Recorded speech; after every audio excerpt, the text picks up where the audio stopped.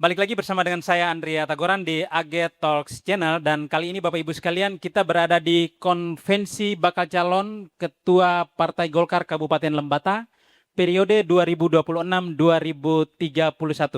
Dan Bapak Ibu sekalian sudah hadir bersama dengan saya ada 4 bakal calon yang nanti akan meramaikan konstelasi pemilihan Ketua DPD 2 Partai Golkar Kabupaten Lembata.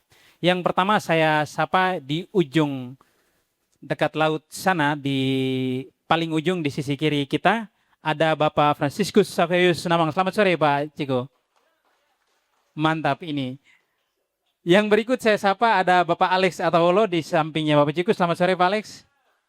Ya. Dan yang berikut ini adalah incumbent. Ini berapa periode Pak Peter? Sudah berapa periode memimpin Partai Golkar? Baru setengah periode. Ini kalau baru setengah ini baru bisa minta nambah nih berarti. Selamat sore Pak Peter.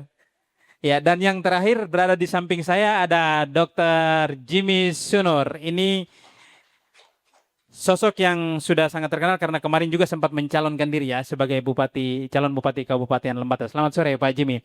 Dan Bapak Ibu sekalian, konvensi Partai Golkar ini kalau tidak salah terakhir kali dilakukan di tahun 2004 ya, waktu masa penjaringan bakal calon presiden waktu itu dan Pak Wiranto yang terpilih sesuai yang disampaikan oleh Pak Ketua di pembukaan tadi.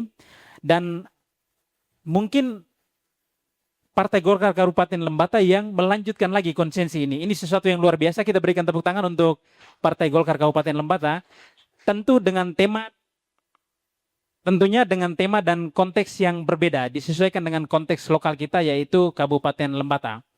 Bapak Ibu sekalian, sebelum kita melanjutkan ke obrolan kita atau diskusi dan debat kita bersama dengan keempat calon ini, saya mau menyampaikan bahwa konsolidasi Partai Golkar menjadi salah satu tantangan terbesar menghadapi pemilu yang akan datang.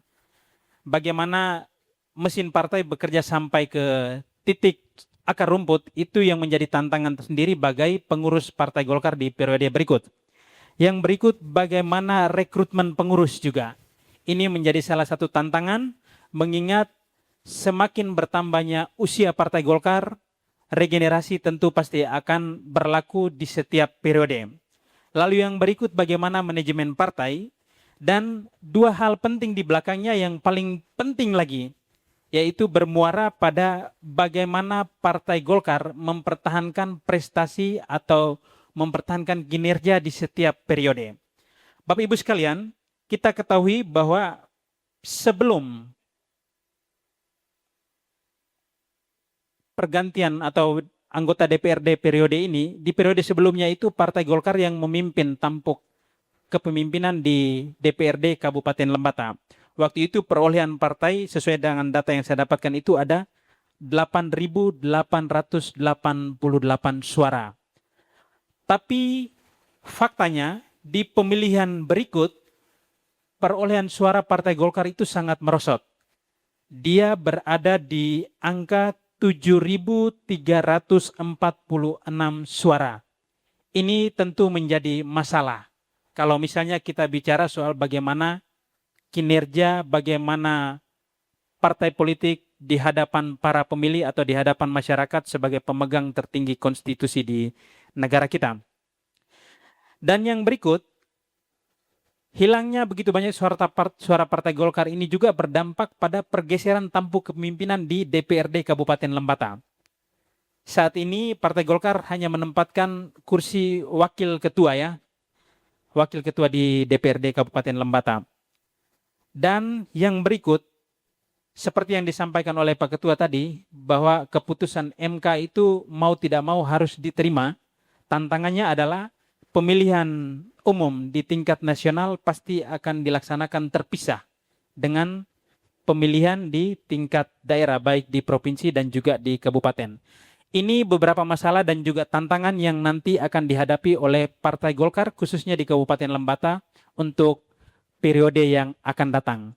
Oleh karena itu Bapak Ibu sekalian, kehadiran 4 bakal calon di konvensi ini menjadi sangat penting untuk kita semua, sehingga ini menjadi ruang bagi pengurus dan juga segenap simpatisan Partai Golkar untuk menentukan seperti apa arah Partai Golkar ini 5 tahun ke depan.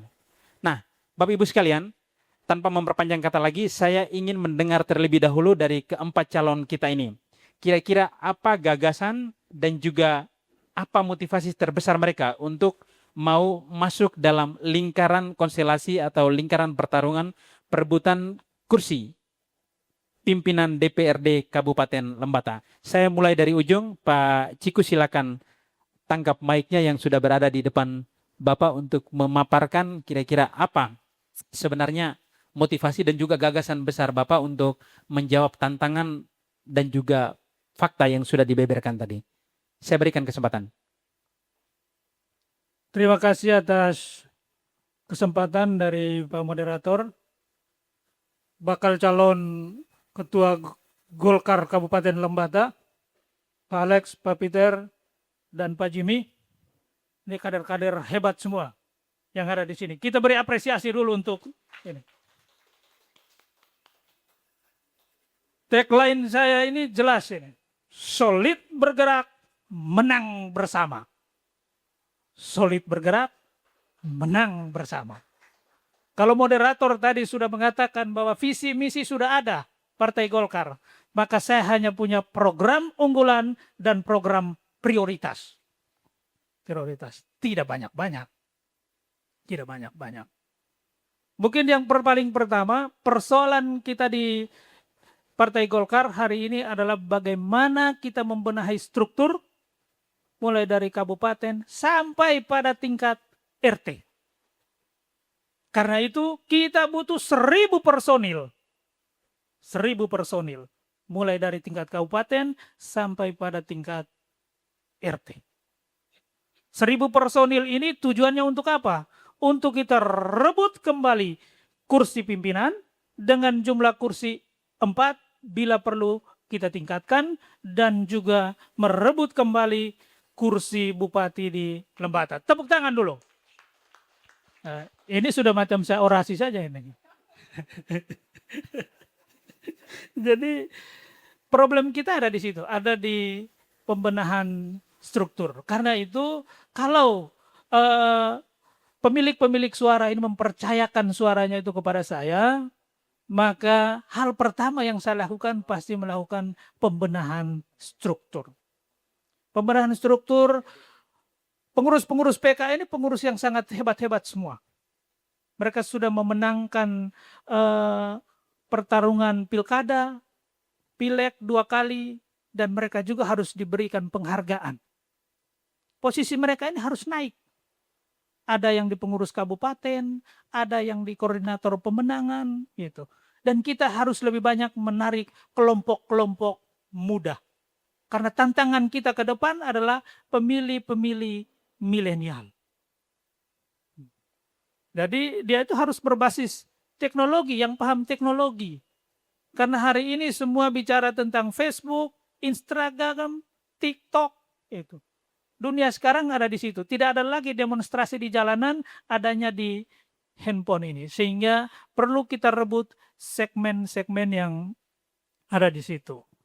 Sehingga karena itu kita harus butuh banyak orang, banyak personil yang didominasi oleh lebih banyak orang-orang muda. Dan yang tadi saya katakan 1.000 itu 75%-nya itu harus orang muda. Ada di dalam struktur partai kita. Mungkin itu dulu. Sambil berkembang, ini dulu. Saya simpan yang lain dulu. Saya punya program prioritas dan unggulan itu. Karena diskusi masih berjalan ini. Baik, terima kasih. Terima kasih Kak Ciku yang sudah menyampaikan bagaimana gagasan utamanya untuk Partai Golkar 5 tahun ke depan.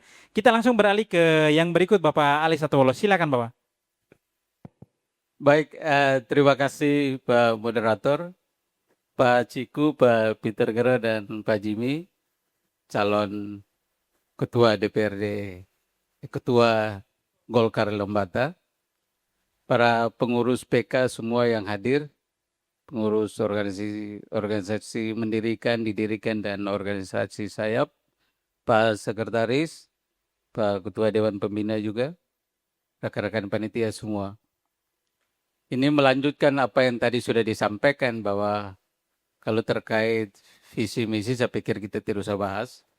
tapi kita mereview kembali apa yang sudah dicapai oleh pengurus para periode sebelumnya, dan kita melihat kondisi kita hari ini dan kita menatap ke depan seperti apa. Jadi banyak hal yang mungkin sudah dilakukan oleh pengurus periode-periode sebelumnya, kita mengapresiasi itu, tetapi hari ini kita harus berbenah. Pembenahan kita ini harus pembenahan total, karena kita menghadapi event politik ke depan, di mana di 2029 Pilpres, DPR RI, dan DPD, sementara kita terpisah di 2031. Sehingga memang kuncinya kita harus benahi struktur dulu. Seperti tadi sudah disampaikan Pak Frans, saya sepakat bahwa urusan struktur itu memang menjadi kunci. Jangan sampai mesin politik kita ini kita gerakan pada saat 5 tahun aja. Setelah itu kita biarkan begitu saja.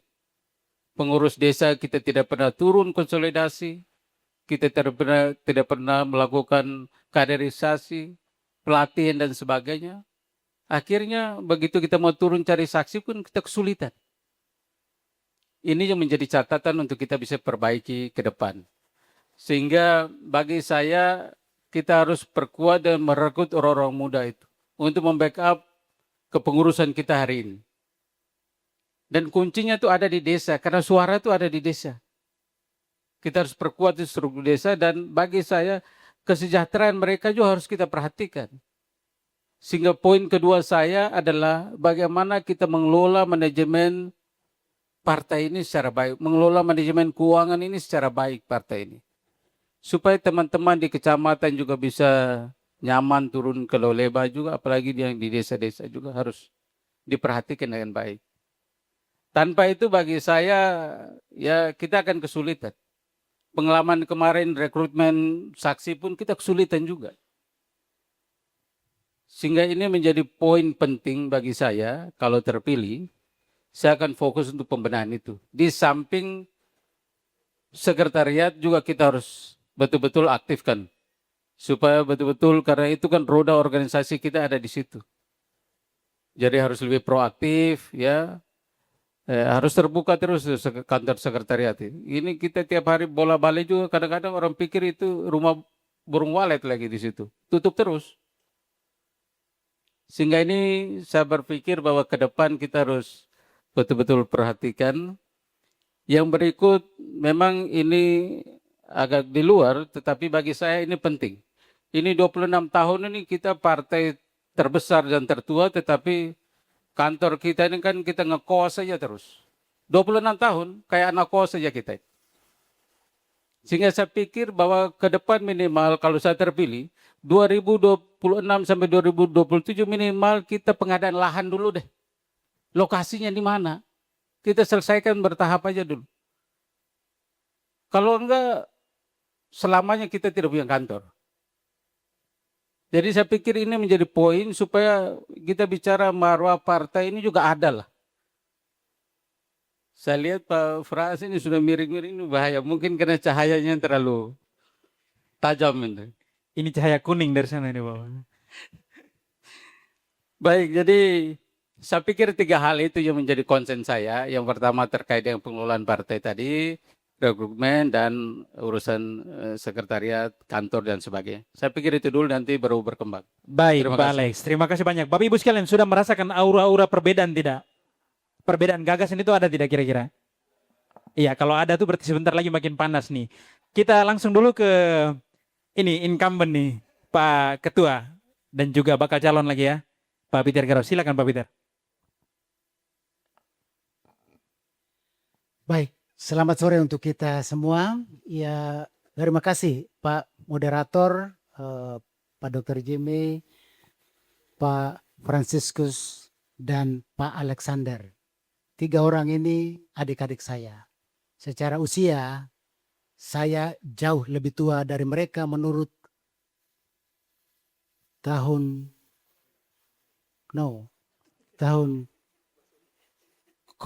Kronos namanya. Nah, tapi kalau tahun Kairos, saya lebih muda dari mereka. Lihat saja foto itu lebih ganteng dari mereka. Nah, begitu. Nah, saya melihat bahwa partai hari ini hendaklah menjadi evaluasi tidak hanya evaluasi atas diri Petrus Jero yang sedang menakodai, tapi evaluasi lengkap terhadap saya punya sekretaris, saya punya bendara, saya punya wakil-wakil ketua, saya punya wakil-wakil sekretaris, wakil-wakil bendara, dan seluruh perangkat sampai di tingkat desa kelurahan. Membangun organisasi ini memang gampang sulit, ataupun juga bisa sulit gampang. Tetapi saya mengangkatnya begini. Partai Golkar Lembata yang sukses pemilu nasional 2029 dan sukses pemilu lokal 2031. Nah, tentu kuncinya adalah konsolidasi. Konsolidasi pertama itu adalah konsolidasi internal dulu. Benar dulu struktur internal yang dimana kita mulai dengan musda. Musyawarah daerah, forum tertinggi itu yang tidak saja untuk kita menjadi forum evaluasi, tapi juga bagaimana kita memperbaiki olah gerak. Cara pandang kita untuk melihat organisasi modern yang lebih baik. Tentu dari musda ini akan kita lahirkan kepengurusan baru untuk tingkat kabupaten. Kepengurusan tingkat kabupaten kita akan menggunakan pola maksimal. Paling tidak kita sekitar 50-an orang. 50-an orang ini menjadi daya gerak kita untuk bagaimana melaksanakan konsolidasi pada tingkat kecamatan, yaitu ada 9 kecamatan. 9 kecamatan ini menjadi barometer kita pada setiap lokus, baik itu dapil. Di dapil tentu sebagaimana contoh dapil 1 hanya ada 1 kecamatan. Tapi dapil 4 itu ada 3 kecamatan. Dapil 2 ada 3 kecamatan dan dapil 3 ada 2 kecamatan. Perhatiannya mesti beda. Karena itu dia mesti juga di situ kita menggunakan rekrutmen yang baik di dalam musyawarah pada tingkat kecamatan untuk menghasilkan personaliah organisasi yang tangguh. Dan tugas pada pimpinan tingkat kecamatan melakukan konsolidasi pada tingkat desa dan kelurahan. Ada 144 desa harus dilakukan konsolidasi segera. Dan 7 kelurahan. Tentu saya setuju dengan apa yang disampaikan oleh Pak Franciscus, turun sampai ke tingkat RT. Betul, kelurahan ini 1 RT saja itu dia punya pemilih cukup besar. Dan juga kita punya masyarakat yang banyak di situ. Maka kita juga bisa melakukannya sampai pada tingkat RT. Nah, konsolidasi yang berikut itu ada pada tingkat organisasi mendirikan dan didirikan. Mereka ini tulang punggung, mereka ini yang mendirikan organisasi ini. Dan juga jangan lupa organisasi sayap, 2 kepakan sayap kiri dan kanan, yaitu AMPG dan KPPG. Kalau kita benar ini secara baik, tentu harus ada apa? Harus ada duit juga, harus ada dana, harus ada biaya politik. Dan biaya politik tentu juga kita juga harus menggunakan pola transparansi yang baik dengan bagaimana menganggarkan di awal tahun anggaran dan kita laporkan di akhir tahun anggaran secara terbuka. Nah, tentu sekarang itu adalah konsolidasi internal. Yang kedua itu adalah konsolidasi fokus menuju pemenangan pemilu 2029, pemilu nasional, dan apapun alasan kita ini bagian di daerah kabupaten kota punya tanggung jawab moral untuk memenangkan kandidat kita, baik itu pilpres maupun juga pileg untuk di DPR RI. Karena itu kita juga harus fokus ke sana, karena ketika momentumnya diberikan kepada kita, kita fokus untuk memperjuangkan itu. Dan satu lagi, kita juga harus menampilkan citra partai. Citra partai harus tergambar di wakil-wakil rakyat kita yang sedang bekerja di DPRD, fraksi. Fraksi tidak saja menjadi perpanjangan tangan kita, tapi mereka menjadi cermin bagi Partai Golkar supaya orang lihat kinerja yang dikerjakan di sana adalah cerminan dari Partai Golkar. Maka kita setuju harus ada apa? Upgrading, ada pendidikan politik. Pendidikan politik seperti yang kita lakukan di awal Januari yang lalu. Nah, hampir bagian terakhir, sekitar beberapa menit lagi, hampir selesai. Setengah menit lagi. Ya, nah, beberapa lagi ini memang saya angkat persoalan di sini ini karena waktu. Saya angkat persoalan aktual di sini. Pertama, gedung kantor. Saya tentu melaksanakan pekerjaan dalam musdalub berjalan di pertengahan tahun, di pertengahan waktu. Berjalan bersama itu ada yang memang secara tulus ikhlas berjalan bersama-sama, tapi ada juga setengah berjalan bersama-sama. Tetapi saya menyampaikan apresiasi dan terima kasih. Dukungan mereka semua ini akhirnya kami boleh memperoleh 4 kursi di DPRD, mempertahankan posisi sekarang meskipun suara kami sedikit kurang. Kami juga runner up pilkada, runner up. Hampir-hampir kami juara. Setan tolak angin tuh Tuhan Allah belum mau. Kalau dia mau, wah orang geleng-geleng kepala itu. Nah, Baik. Dan bagian terakhir adalah tentu saya mau realkan. Kita mau menang pileg apa? Menang pileg itu minimal kita harus berjuang mempertahankan 4 tapi 5 kursi. Saya tulis di sini 5 kursi. Ada strateginya nanti. Kemudian menang pilkada. Bupati harus orang kita. Orang kita sebab apa? Mudah kita berkomunikasi di dalam menyerap aspirasi dan memperjuangkan aspirasi masyarakat. Tanpa itu susah. Bin ajaib. Nah, Baik, Pak Peter. pada akhirnya menuju kepada Golkar solid. Indonesia maju. Ayo bangun Lembata, ayo bangun NTT. Iya. Sekian dan terima kasih. Ini memang kalau incumbent biasanya begitu ya, bebannya itu banyak sekali, jadi memang dia harus memanfaatkan waktu ini dengan sebaik mungkin. Nah, ini sepertinya Pak Peter sudah menjawab beberapa pertanyaan atau persoalan yang diangkat oleh 2 calon sebelumnya ini. Tapi baik, tidak apa-apa Pak Peter, nanti ditahan dulu, mungkin sebentar nanti akan dijawab lagi. Saya langsung bergeser ke Dr. Jimmy, silakan Pak Dok. Baik, terima kasih kesempatan yang diberikan. Selamat sore untuk kita semua. Salam sehat. Tentunya kakak-kakak, saya panggil kakak-kakak karena semua lebih di atas saya usianya. Kakak Peter, kakak Sandro, kakak Ciku yang saya hormati dan seluruh hadirin yang ada di sini. Saya sudah disebutkan satu persatu untuk menghemat waktu tentunya para Dewan Pembina, pertimbangan, mohon maaf, dan seluruh jalannya pengurus dan para ketua PK dan juga hadirin sekalian.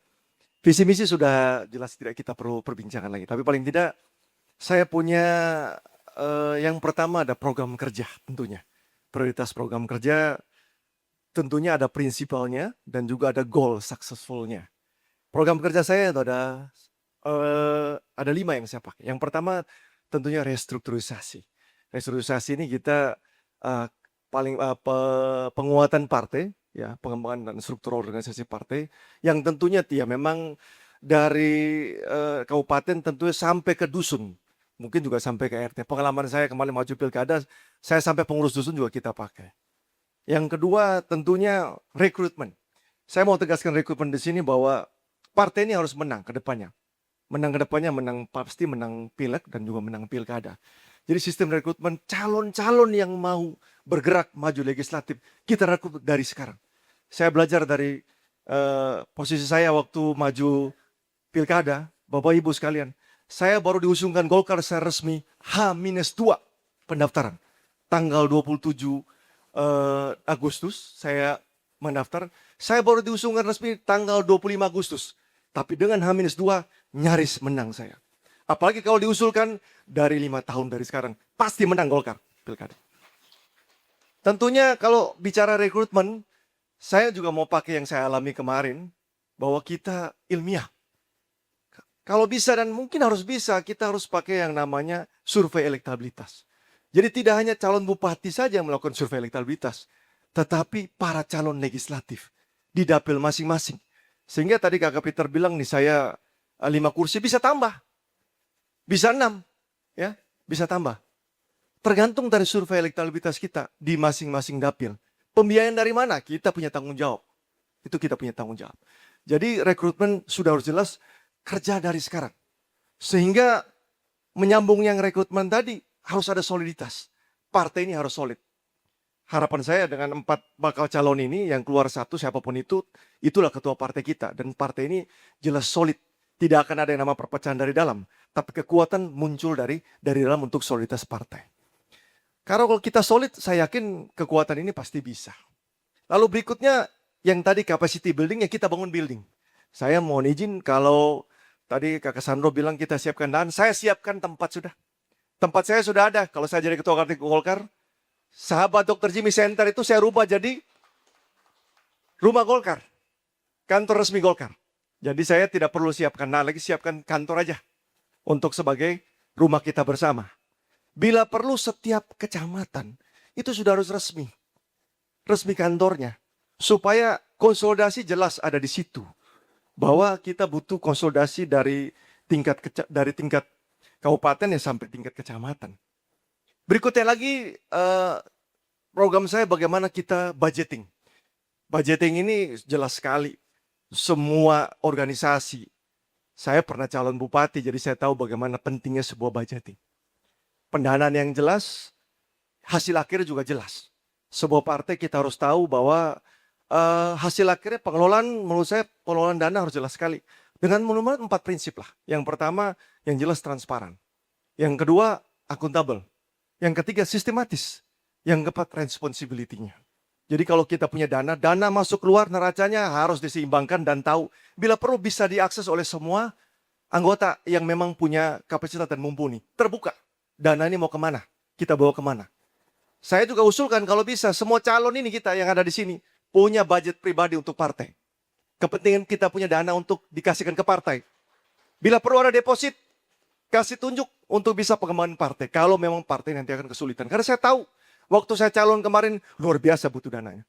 Saya tidak usah sebutkan di sini, tapi kalau 4 pimpinan dari sebelah saya ini sudah tahu dananya. Jadi kalau kita bicara untuk pengembangan partai, kita bicara juga pengembangan dana. Tentunya itu yang paling penting. Tidak ada dana, tidak ada jalan. Kalau dari PKPK nanti mau buat musab dana dari mana ya, kita harus kembangkan. Uang masuk keluar dari mana, dana dari mana, terbuka. Semua bisa mengakses, supaya tidak ada saling curiga. Sesama kuning tidak boleh saling mendahului, tapi saling mendukung. Berikutnya tentunya goal saya. Tujuan utama kita adalah selain menang legislatif, menang pilkada. Satu partai dikatakan dia bisa menang, berkuasa di tempat itu, kalau dia menang di eksekutif. Dia menang di bupati, dia menang di gubernur, dia menang di presiden. Ya, dengan tidak mengesampingkan legislatif, kalau dua-dua bisa menang, luar biasa. Saya mengusulkan saja, semua ketua Golkar di sini harus punya keberanian sama-sama. Mari kita calon bupati sama-sama. Supaya partai ini bisa punya pemimpin. Bupati dari mana? Bupati dari Golkar. Itu dijadikan kita menang. Kita punya kepemimpinan eksekutif di situ, berani kita masuk sama-sama di sini. Supaya kita punya target yang jelas.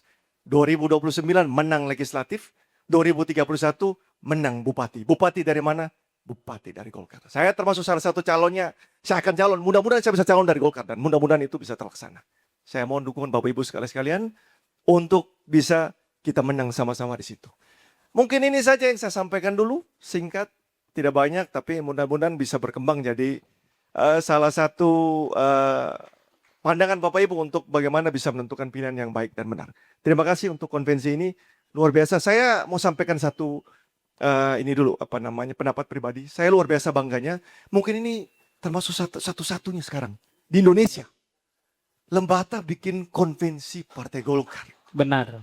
Satu-satunya ini. Dan ini menurut saya bagus sekali. Kita bikin konvensi dulu. Baru kita konsolidasi secara resmi. Supaya tidak ada saling sikut di belakang. Belum-belum kita sudah sana-sini. Ini perpecahan. Tapi begitu sudah konvensi resmi, mari buka konsolidasi. Untuk kita sama-sama mendulang dukungan masing-masing PK. Tentunya dengan program kerja kita masing-masing. Mungkin itu saya sampaikan. Suara Golkar, suara rakyat, Golkar siap menang di 2029 dan 2031. Terima kasih. Baik, Sama-sama. terima kasih Dr. Jimmy. Bapak Ibu sekalian, keempat calon kita ini sudah memaparkan gagasan besar mereka untuk bagaimana membuat Partai Golkar ini lari lebih cepat 5 tahun ke depan. Dan saya balik dari 5 gagasan-gagasan yang mereka sampaikan tadi, saya langsung tembak dari ujung. Jadi kita tetap pada alur yang sama. Saya ke Bang Ciku Namang. Bang Ciku Namang, saya menyoroti ada 2 hal yang Anda sampaikan tadi. Dari sekian banyak yang Anda sampaikan tadi, saya menyoroti ada 2. Yang pertama adalah tagline Anda ini yang cukup nyentrik ini sore ini. Ketika Anda menyebutkan tagline ini sepertinya membangkitkan, membawa energi positif. Solid bergerak, menang bersama ya. Begitu ya Kak Jiko ya? Ya. Dan ini saya coba mengelaborasikan dengan bagaimana sorotan Anda terhadap pengurus yang direkrut dari anak-anak muda. Atau yang lebih tepatnya kaum milenial atau Gen Z. Jadi generasi-generasi itu. Nah, bagaimana Abang Ciku melihat generasi di level generasi milenial dan Gen Z ini punya peran penting di dalam meningkatkan elektabilitas Partai Golkar dan juga bisa memberikan kontribusi besar terhadap pemenangan Partai Golkar Kabupaten Lembata 5 tahun ke depan. Silakan Abang. Oke, terima kasih. Jadi orang muda zaman ini mereka tidak butuh kantor besar-besar. Orang muda zaman ini bisa bekerja di mana saja. Bisa bekerja di rumah, bisa bekerja di sini, bisa di pantai. Ketika ada internet, mereka bisa. Karena itu, saya mau sampaikan bahwa sudah berapa periode ini, sekian banyak calon menjanjikan akan membangun kantor. Tetapi faktanya juga tidak ada. Jadi bagi saya, kantor itu ada di RT-RT tadi, kantor itu ada di dusun-dusun tadi, kantor itu ada di desa-desa tadi, dan kantor itu ada di kecamatan tadi. Dia hanya butuh sekretariat, meja kecil, itu sudah jalan. Terbukti bahwa tanpa ada gedung megah di Lembata Partai Golkar, kita pernah menang bupati. Kita punya 4 kursi. Artinya bahwa persoalan kita bukan ada di gedungnya, tetapi kader yang harus kita bina secara militan. Karena itu kenapa butuh orang muda? Karena ini eranya mereka. Jumlah pemilih nanti di 2029, 2031 itu didominasi oleh kelompok-kelompok usia muda. Karena itu segmen ini yang harus kita rekrut. Bagaimana cara merekrut mereka? Kita punya ormas didirikan, kita punya ormas mendirikan, melalui ini kita bisa merekrut dan melakukan pelatihan-pelatihan. Pelatihan kepemimpinan, pelatihan advokasi, itu. Sehingga kader kita itu di otak mereka, itu berpikir tentang bagaimana membesarkan partai. Tanpa uang pun mereka bisa bergerak. Jangan sampai bergerak hanya karena ada uang dulu, baru boleh bergerak.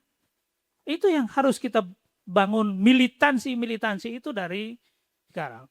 Jadi kalau pemilik-pemilik suara ini mempercayakan suaranya kepada saya, hal yang saya lakukan itu. Pendidikan politik harus dilakukan di semua PKPK.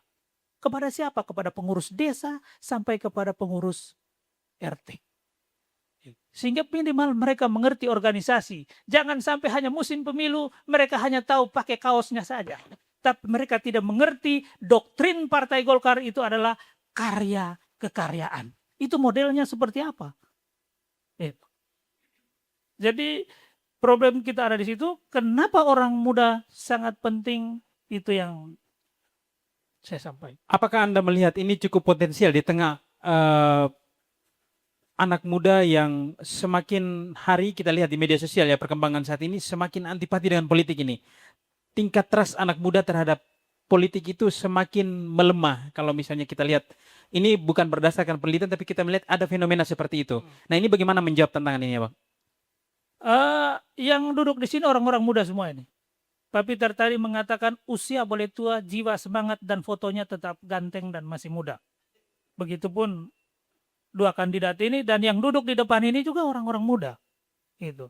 Mereka juga punya anak segala macam. Orang-orang muda kita begitu sangat banyak dan mereka akan tertarik masuk ke politik. Karena orang muda hari ini juga butuh perubahan. Mereka melihat situasi sosial hari ini, situasi pemerintahan hari ini, hampir ada pembangunan berjalan di media sosial. Kita memperhatikan orang-orang muda tidak apatis, tapi mereka peduli. Terbukti bahwa kami yang duduk ini suara paling banyak juga suara dari orang-orang muda. Tinggal bagaimana tekniknya kita merangkul mereka untuk bisa masuk ke Partai Golkar. Karena contoh saya di Dapil 4. Saya sudah melakukan analisis kemarin, jumlah pemilih ada 21.000, yang memilih itu ada 16.000, dan yang tidak memilih itu ada 5.000 lebih. Partai yang selalu menang itu Partai Golkar, PDIP, PKB, gitu. Ini langganan menang dari sini. Sehingga orang-orang muda pasti dengan mudah kita ajak bahwa jangan kemana-mana. Partai Golkar ini pasti pemenang. Di dapil 4 ini yang berganti itu di kursi terakhir. Demokrat, Hanura, PAN, dia hanya bergeser di sini saja. Tetapi Partai Golkar pasti punya kursinya. Begitupun di dapil yang lain. Itu. Baik, Kak Ciko, terima kasih sudah menjawab pertanyaan saya tadi. Dan saya over ke Pak Alex. Pak Alex, saya menyoroti ada dua hal nih. Yang pertama pembenahan total. Anda mengatakan bahwa pembenahan total dari struktur Partai Golkar di Kabupaten Lembata. Pertanyaannya adalah, apakah memang struktur partai saat ini sedang tidak bagus atau tidak cukup mapan untuk memenangkan Partai Golkar 5 tahun ke depan dengan pengurus yang ada? Itu pertanyaan yang pertama. Saya langsung ke pertanyaan yang kedua.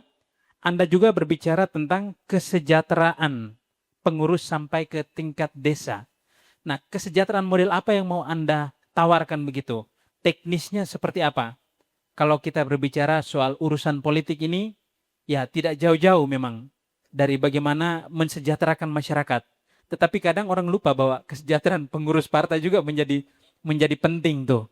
Nah, kira-kira bagaimana modelnya ini? Kami penasaran nih. Ini kita harus sejahterakan sampai ke tingkat desa nih. Ini coba dijelaskan dua pertanyaan ini. Baik, mungkin saya respon yang terakhir dulu, baru nanti diulangi pertanyaan pertama. Baik.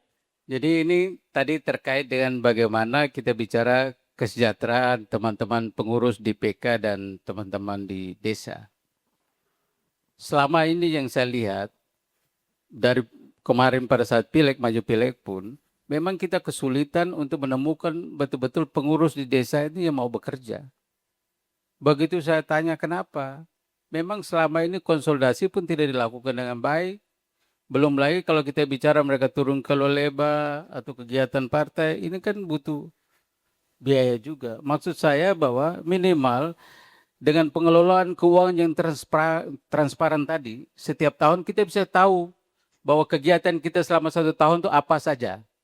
Ada enggak budget yang bisa untuk minimal uang listrik lah, pulsa listrik untuk mereka di desa. Bisa kita lakukan itu kalau misalnya kita lakukan penghematan itu. Makanya tadi saya lanjutkan bahwa kita harus buat semacam rencana strategis 5 tahun kita ke depan apa? Renstra Partai Golkar ini bagaimana? Nanti baru kita breakdown setiap tahunnya apa? Kegiatannya apa? Biayanya berapa? Bisa enggak masih ada sisa anggaran untuk kita bisa perhatikan mereka itu? Hari ini kalau kita bicara suruh kerja sosial aja, enggak mungkin, Mbak. Ini kita bicara politik. Jadi omong kosong kalau kita bicara bilang, oh sudah duit enggak perlu. Atau duit nomor kesekian. Sabar dulu. Apalagi di tengah efisiensi seperti ini. Sehingga betul-betul bahwa kalau kita betul-betul kelola dengan baik, kita tahu. Katakanlah bahwa per 6 bulan 1 kali atau 1 tahun 1 kali. Minimal mereka dapat itu. Belum lagi kalau misalnya kita bisa mengakses program, Pak Fuad ada di provinsi, program-program yang berkaitan dengan kepentingan petani, nelayan,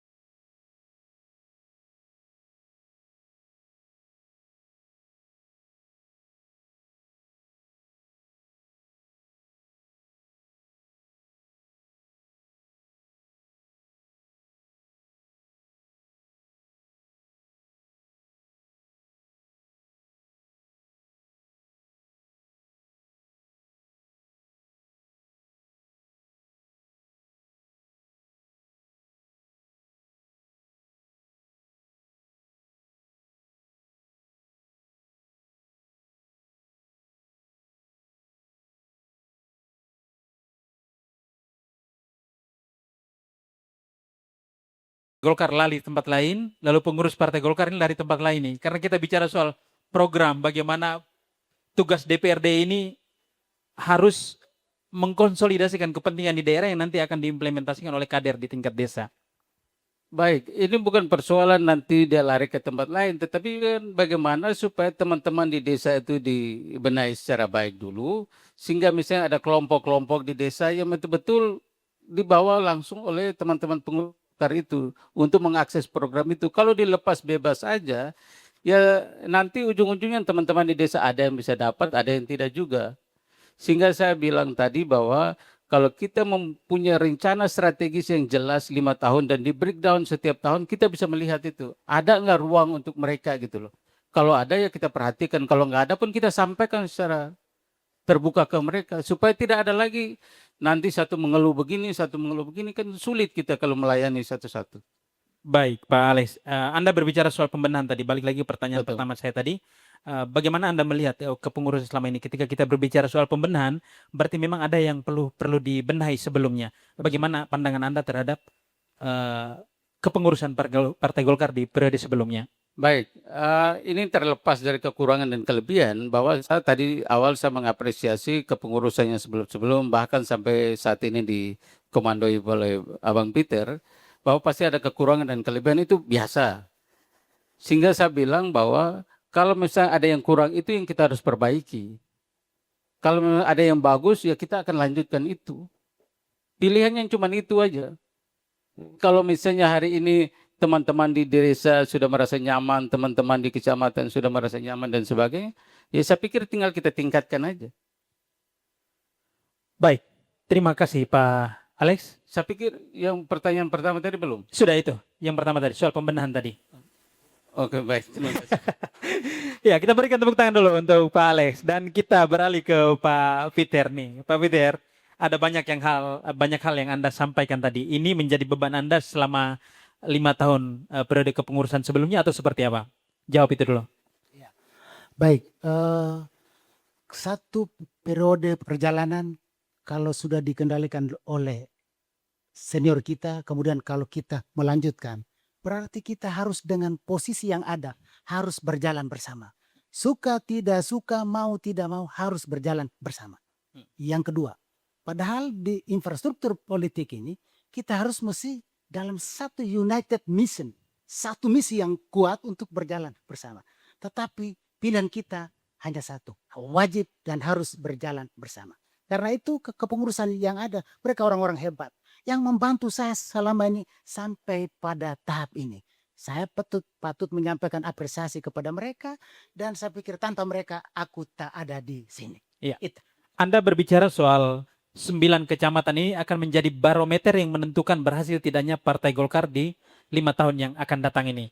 Lalu Anda juga berbicara soal konsolidasi internal.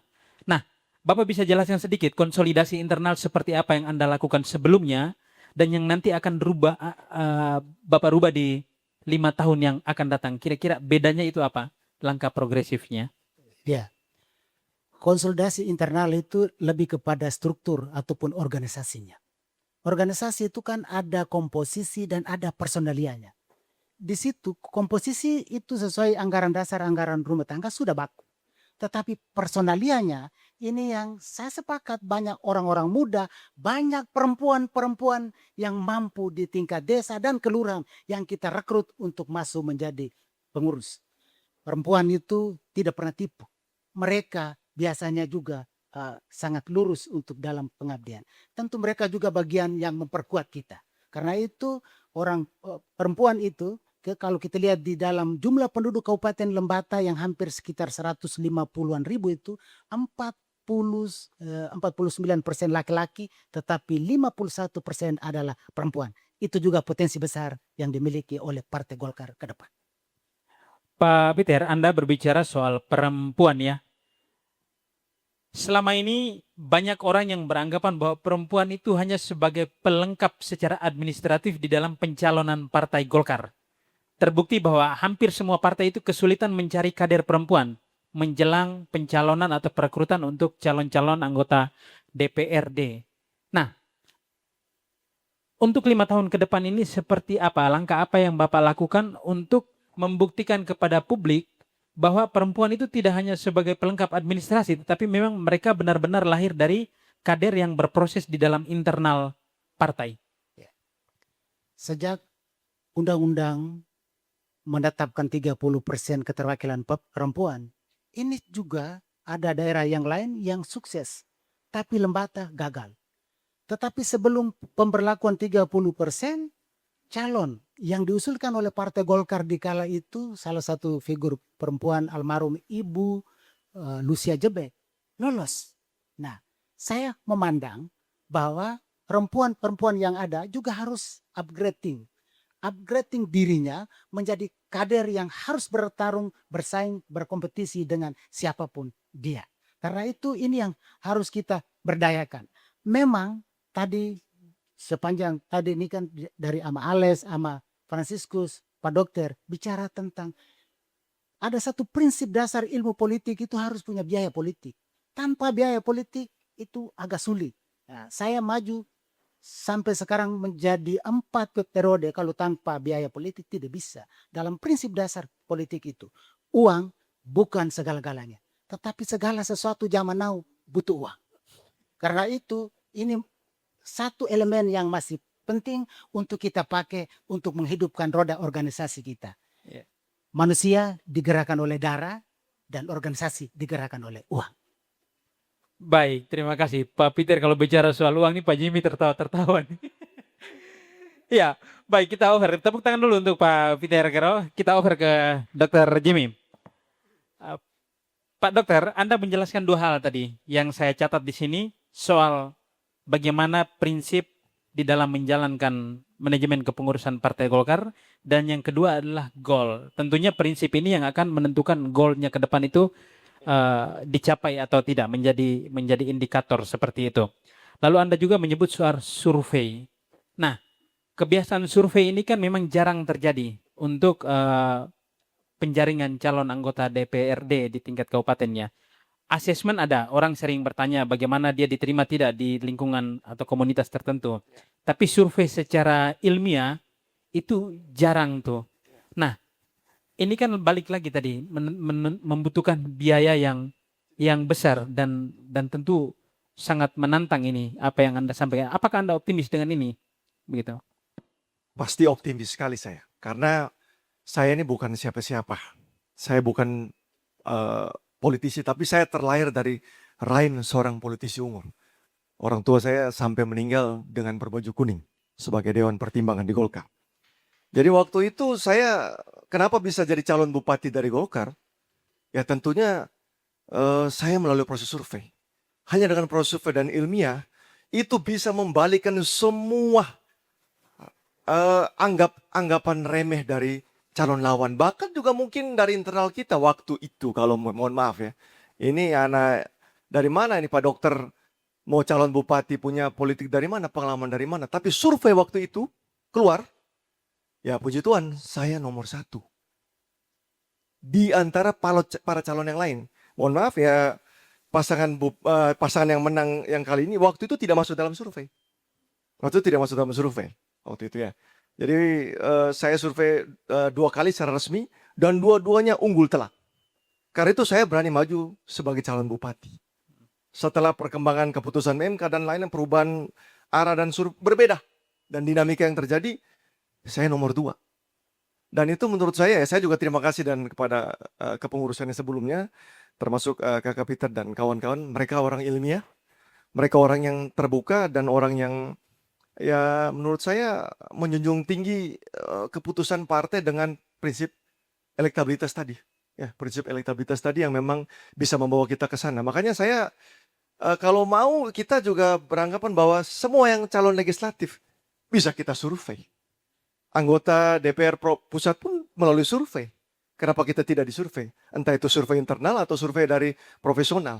Nah, kembali lagi soal dana, ya kita sama-sama punya tanggung jawab. Jadi survei itu salah satu mekanisme supaya bisa ada rekrutmen yang baik, ya di situ biar bisa jelas, dan itu terbukti menurut saya. Terima kasih. Saya tidak ingin saya tidak sedang mengkonfrontir Anda dengan bakal calon sebelumnya Abang Cikunamang. Ke Cikunamang tadi lebih menjelaskan soal bagaimana militansi dari kader ya.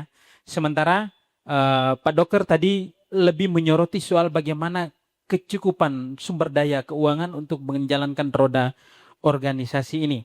Nah, tadi Bapak menjelaskan bahwa kalau misalnya Bapak menjadi ketua Golkar Kabupaten Lembata itu jangankan tanah, gedung juga kita sudah punya tuh. Nah, apakah Anda menganggap bahwa gedung itu menjadi faktor penentu begitu? Faktor utama yang menentukan keberhasilan tidaknya sebuah partai di dalam memenangkan konstelasi pilkada ataupun pemilihan kepala daerah begitu. Baik, terima kasih. Jadi sebenarnya saya tidak semata-mata mengutamakan budgeting. Saya setuju dengan Kakak Peter punya pendapat tadi bahwa uang bukan segala-galanya, tapi segala-segalanya juga butuh itu. Ya. Tapi kita di sini tidak berbicara soal uang dan uang. Ya. Pada prinsipnya saya percaya Kakak Peter ini mungkin satu-satunya di Lembata yang 4 periode. Kita aplaus dulu ya. Itu yang pertama. Kalau beliau tidak punya dana, saya yakin beliau tidak duduk di sini. Beliau juga secara pribadi punya budget yang cukup untuk bisa punya 4 periode. Gitu ya. Tapi lebih ke arah itu, kalau soal budgeting ya memang alangkah baiknya bahwa kita mengkolaborasikan. Bahwa Golkar ini, semua kader Golkar itu tumbuh dari itu tadi. Sebagai bukan partai dulu, tapi sebagai golongan karya. Yang punya jiwa militansi kerja. Golkar itu kerjanya di lapangan, bukannya hadir di rapat. Dan itu sudah dibuktikan dengan militansi yang luar biasa. Tinggal saja bagaimana memberikan daya gedor. Daya gedor tuh kita anggap sebagai apresiasi. Sebagai honor, sebagai apresiasi untuk mereka bagaimana bisa bergerak di lapangannya. Makanya tadi Pak Sandro sampaikan ya kalau tidak ada kendaraan ada, bensin tidak ada, tidak bisa. Jadi kita tidak bisa mungkin. Tapi kita mengkolaborasi itu. Bahwa pendidikan politik juga tetap dijalankan. Dan saya sudah lakukan. Bahwa dengan cara apa? Dengan cara digitalisasi. Saya punya beberapa media yang kita memberikan edukasi. Salah satu saya sahabat Dr. Jimmy, saya rutin memberikan edukasi apa aja kita turun. Termasuk konsolidasi. Begitu saya kalah 27 November, Desember saya sudah turun ke desa. Saya bikin acara, ya bukan syukuran kekalahan, syukuran terima kasih. Setelah itu sampai kemarin sore, saya sudah turun hampir di lebih 50 desa. Untuk konsolidasi menuju 2029-2031. Iya, ini kita berani survei popularitas ini. Dan kalau saya mengajak semua para pengurus, mari kita sama-sama turun bersama saya baju kuning. Ya, kita sama-sama konsolidasi melalui konsolidasi digital, ya, media digital, anak muda juga kita konsolidasi langsung directly turun ke bawah. Pak Dokter, Ya. kalau disuruh memilih satu antara militansi dan keuangan, mana yang lebih penting menurut Pak Dokter? Tidak ada yang lebih penting. Politik kita kali ini tidak hanya sebagai politik demokrasi, tetapi bagaimana transaksional menuju kepentingan bukan pribadi dan golongan, tapi kepentingan rakyat. Ya, baik. Terima kasih Bapak Ibu sekalian, Pak Dokter, dan kita berikan sekali lagi tepuk tangan untuk keempat bakal calon kita. Saya yakin Bapak Ibu sudah mendapatkan gambaran kira-kira apa yang mau dilontarkan untuk keempat orang yang berada di depan kita ini soal pertanyaan-pertanyaan berikutnya. Tapi tahan dulu, saya ingin masuk ke sesi yang paling krusial nih. Tadi Bapak berempat sudah mendapatkan gambaran, gagasan, dan juga bagaimana basis argumen yang dibangun untuk membuktikan bahwa gagasan masing-masing calon adalah gagasan yang terbaik. Oleh karena itu, pembuktiannya akan kita masuk ke sesi yang berikut, yaitu bagaimana setiap pasangan calon lagi, setiap bakal calon saling melontarkan pertanyaan. Saya bagi dengan konsep yang sangat fair, bukan cukup fair. Yang pertama, saya berikan waktu kepada Dr. Jimmy untuk melontarkan pertanyaan ke Pak Peter Gero. Pertanyaannya harus sesuai dengan apa yang disampaikan oleh Pak Peter di awal tadi. Saya berikan kesempatan dan langsung dijawab oleh Pak Peter. Silakan Pak Dokter.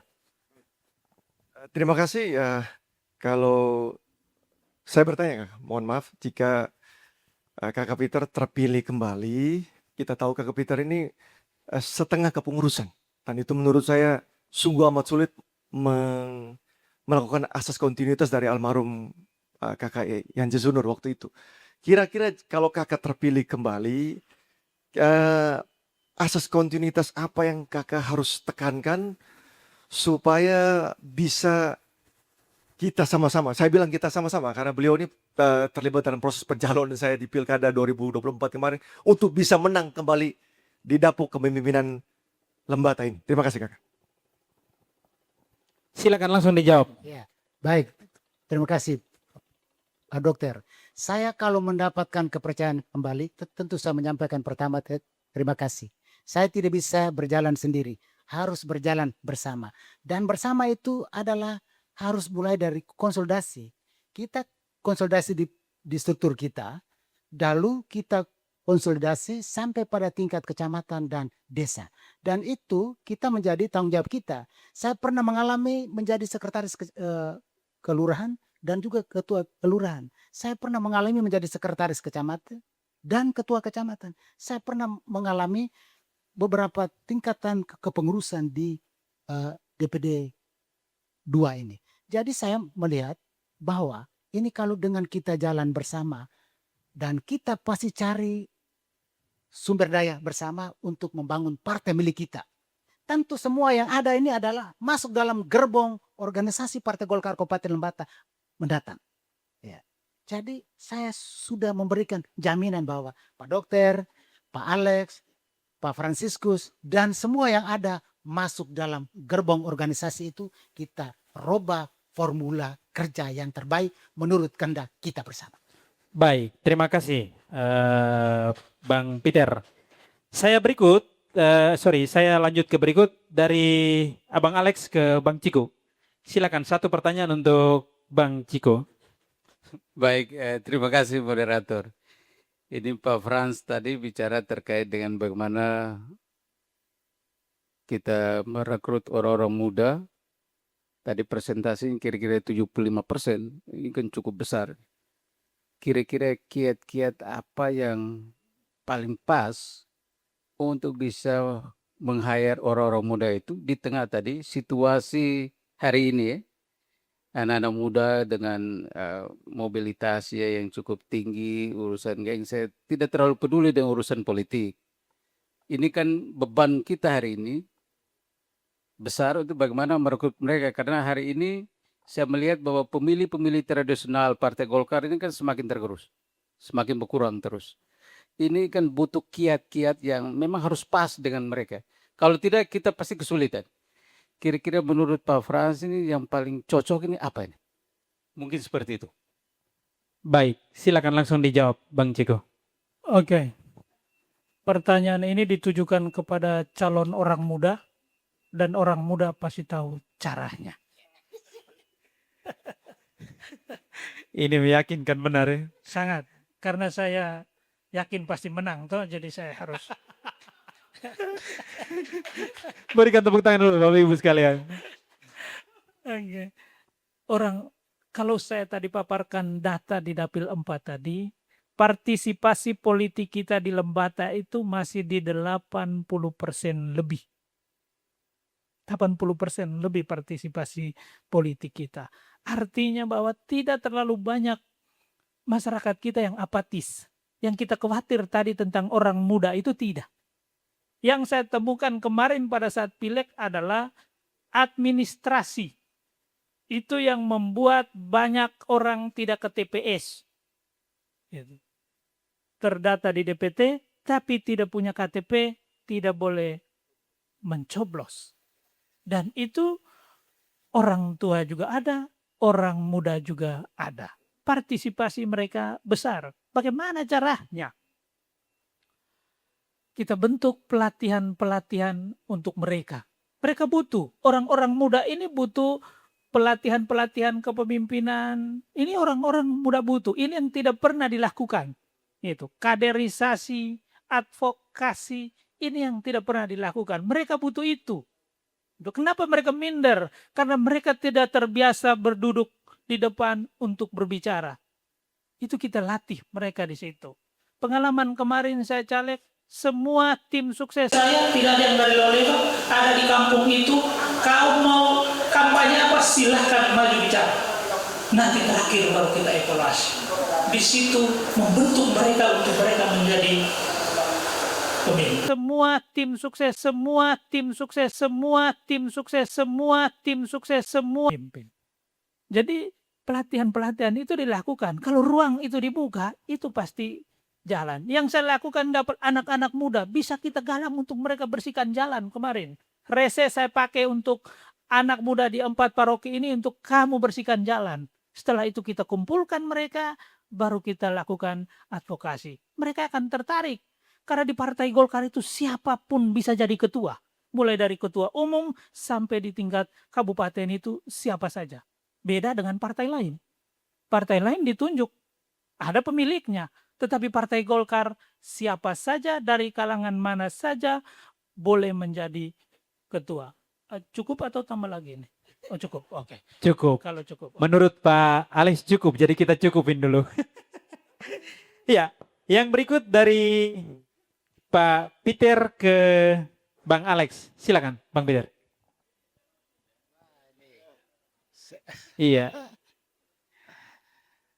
Ya, ini Bang Alex ini saya punya adik juga. Tetapi pertanyaan ini juga sedikit ringan-ringan berat. Saya mau sampaikan begini. Ketika adik mendapatkan kepercayaan menjadi pimpinan partai.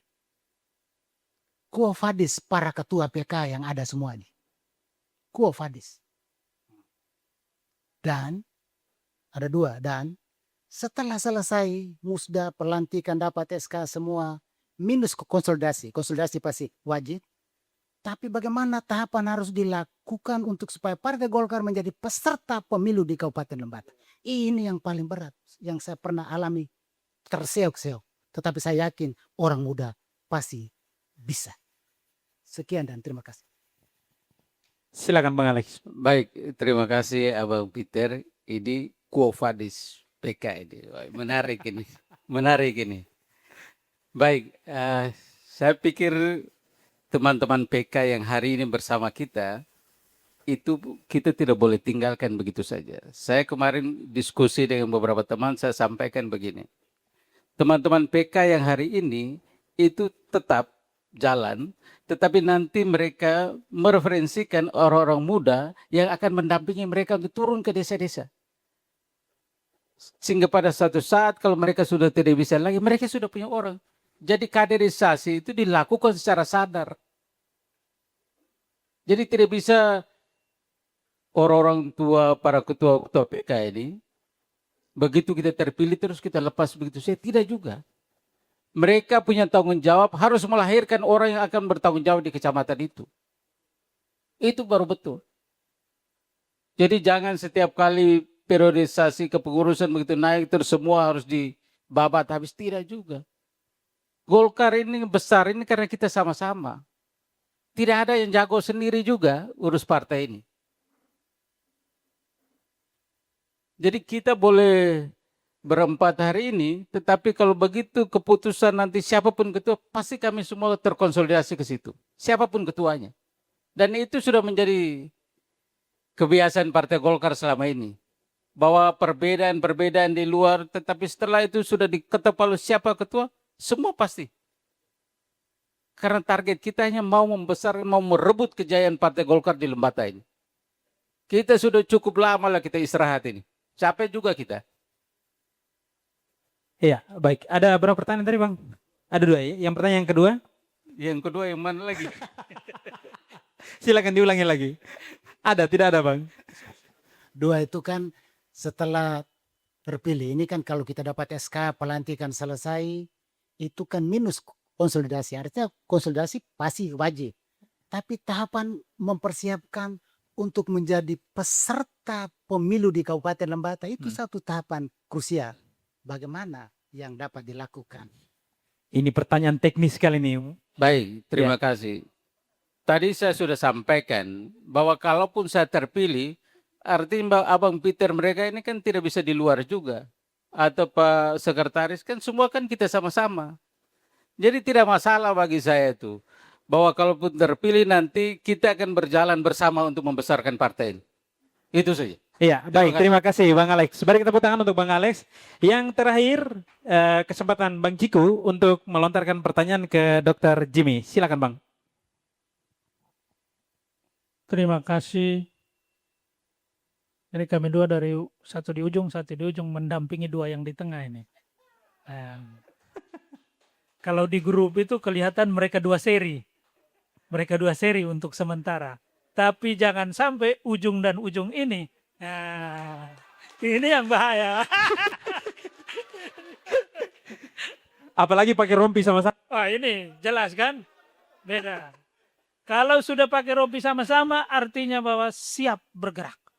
Itu siap bergerak. Anak muda. Sama-sama muda siap bergerak untuk menangkan partai.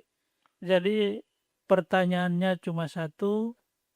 Bagaimana caranya sehingga Partai Golkar bisa punya 5 kursi, bisa punya 6 kursi di DPR, dan bagaimana caranya kita bisa menang bupati. Karena kemarin Pak Jimmy sudah calon, pasti sudah tahu kelemahan, ancaman, peluang, dan tantangan. Itu. Jadi SWOT-nya sudah hafal itu. Cukup 2 ini saja. Kalau dia bisa jawab dan menang, saya kira-kira bisa satunya ketua, satunya sekretaris. Sudah jelas. Gitu. Oke, silakan. Ini kita konvensi jadi. Oh, Yesus. Baik, saya Silakan Dokter Jimmy. Kakak Ciku, terima kasih banyak. Ini pertanyaannya luar biasa bagus. Bagaimana cara bisa menang? Yang pertama, kita komitmen dulu. Dari awal sudah komitmen siapa calon bupati dari Golkar untuk bisa bekerja 5 tahun ke depan. Kalau dari sekarang ya 4 tahun ke depan atau 5 tahun ke depan. Saya punya pengalaman. Saya H-2 di calon kalau Golkar 25 Agustus jam 3 sore. 27 Agustus 2004 saya mendaftarkan. Saya hanya beda selisih 1.900 suara dari yang sekarang. Apalagi kalau kita sudah menentukan ini. Misalkan Dr. Jimmy calon tunggal dari Golkar sebagai Bupati Lembata. Sudah kerja, sudah konsolidasi. Haikul yakin kita menang. Itu yang pertama, tentukan calonnya dulu. Rekrutmennya harus jelas. Yang kedua, kalau soal survei elektabilitas, ya tadi ya. Kita politik ini ada 3 prinsip dasar. Yang pertama, bagaimana itu namanya popularitas. Yang kedua, namanya elektabilitas. Yang ketiga, mungkin saya omong pelan-pelan sedikit. Isitas. Sedikit. Ya, jadi itu faktor-faktor pendukungnya. Jadi popularitas tetap kita jaga, elektabilitas kita jaga. Dari elektabilitas saya tetap secara ilmiah. Karena saya belajar dari kemarin bagaimana kita rekrutmen dengan proses survei. Kita harus berani mengeluarkan budget untuk kita survei. Bila perlu kita survei di dapil ini, dapil itu. Kita tahu punya kekuatan. Saingan kita di mana, siapa calonnya. Dari sekarang rekrut sedini mungkin. Jadi early recruitment itu menentukan success goal-nya. Proses rekrutmen yang tentu dari mana? Survei kita. Entah itu survei internal maupun survei eksternal dari luar. Dengan lembaga survei yang kredibel, yang kompeten. Pengalaman saya kemarin, saya juga punya suara banyak sekali dari kaum perempuan, karena saya dokter spesialis yang menangani wanita, juga anak-anak muda. Saya mungkin kalah suara di paling pojok di timur kecamatan Lembata, karena mungkin pemilih waktu saya lihat, lebih banyak orang-orang usia yang memang ya lansia dan sebagainya, yang memang pemilih-pemilih, ya kita tidak bisa bicarakan dalam forum ini, tapi ya kita tahu sendiri. Seperti apa ya, mungkin anak muda di sana kurang. Tapi saya mau meyakinkan anak muda sekarang, kaum perempuan anak muda yang melek dengan digitalisasi. Dari sekarang, salah satunya Kakak Ciku, bagaimana kita mensolidkan partai ini dengan komunikasi. Digitalisasi, platform media sosial digerakkan. Tadi Kakak sudah bilang, ya kita memang tidak serta-merta hanya punya kantor saja. Saya tadi ya, sebagai kantor itu adalah wajah dan wibawa partai, tetapi sesungguhnya berkantor semua di media sosial juga boleh. Alangkah bagusnya kita punya kantor, punya wajah partai, kita punya tangan-tangan digitalisasi. Kalau saya dokter ini, kita punya jantung, tapi otak tangan kita ada di kacamata melalui program digitalisasi. Ini saya, kita menang di legislatif, kita menang di Pilkada Lembata. Terima kasih. Baik,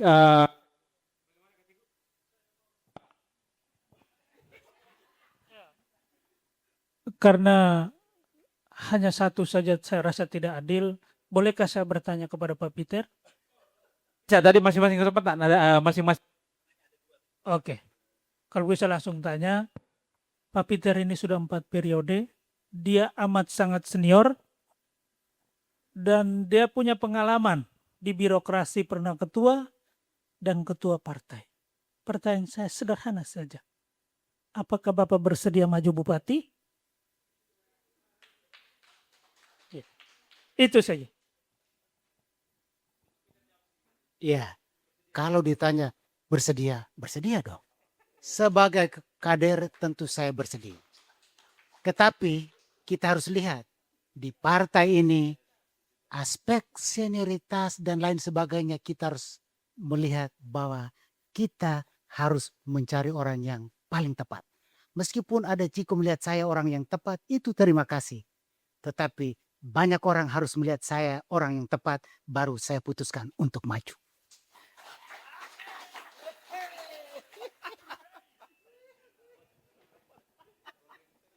Baik, ini pertanyaan intermezzo ya, disclaimer dulu. Tapi menarik untuk kita diskusikan, karena tadi Dokter Jimmy bilang kalau bisa semua jadi calon begitu ya. Tapi di sisi lain Dokter Jimmy juga kalau bisa calon tunggal begitu. Jadi nanti kita lihat seperti apa ini nanti. Ini pola-pola pendekatan debat yang orang bilang yes dan but. Ya, tapi nanti dulu begitu. Nah, Bapak Ibu sekalian, kita sudah tuntas dengan sesi saling melontarkan pertanyaan antara bakal calon Ketua DPD 2 Partai Golkar. Dan kini tiba saatnya kita untuk menyelam lebih jauh. Jadi kalau misalnya pelibatan Bapak Ibu dari pengurus di tingkat kecamatan dan juga di tingkat desa di dalam diskusi ini akan menjadi lebih menarik. Karena poros utamanya itu ada di desa-desa itu. Atau ada di kecamatan-kecamatan. Maka pada saat ini saya buka kesempatan buat 4 orang untuk memberikan pertanyaan kepada masing-masing bakal calon ini. Satu penanya diarahkan ke satu bakal calon. Saya berikan kesempatan untuk 4 orang yang angkat tangan. Nanti teman-teman kameramen mungkin bisa, Bartes masih bisa ya itu ya? Masih bisa. Disorot saja ke penanyanya. Silakan. Ya, baik. Abang yang di belakang, nanti tolong sebutkan dari mana ya, nama lengkap dan dari kecamatan mana atau desa mana, silakan. Baik, terima kasih. Nama saya Franciscus Wilhelmus van de Genapan. Saya asal dari Lebatukan sebagai pengurus di kecamatan. Mendengar apa yang sudah disampaikan oleh keempat Bapak yang berada di depan sebagai bakal calon kepemimpinan partai 5 tahun ke depan. Sebagai kader yang memenuhi syarat seperti prestasi, dedikasi, loyalitas, dan tentunya tidak tercela.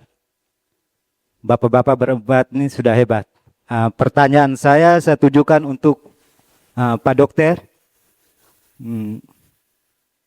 Ketika terpilih sebagai Ketua Partai Golkar untuk 5 tahun ke depan, strategi seperti apa yang Pak Dokter bangun untuk membesarkan partai ini ke depannya? Terima kasih. Ya, baik, langsung dijawab Pak Dokter ya. Baik, Pak Vande, terima kasih dari Lebatukan ya. Ya, pertanyaan Bapak tadi sudah saya kemukakan, tapi saya jelaskan lagi bahwa begitu terpilih yang kita lakukan pertama restrukturisasi, yang kedua rekrutmen tadi, yang ketiga konsolidasi, yang keempat budgeting dengan prinsip transparan, akuntabel, sistematis, dan responsif. Jadi kita elaborasi itu, dan yang kelima tentunya digitalisasi platform untuk tetap menjaga popularitas dan elektabilitas kita menuju di pemilu 2029 dan 2031. Kekompakan semua dari gabungan itu tentunya goal kita ya 2, menang legislatif, menang eksekutif.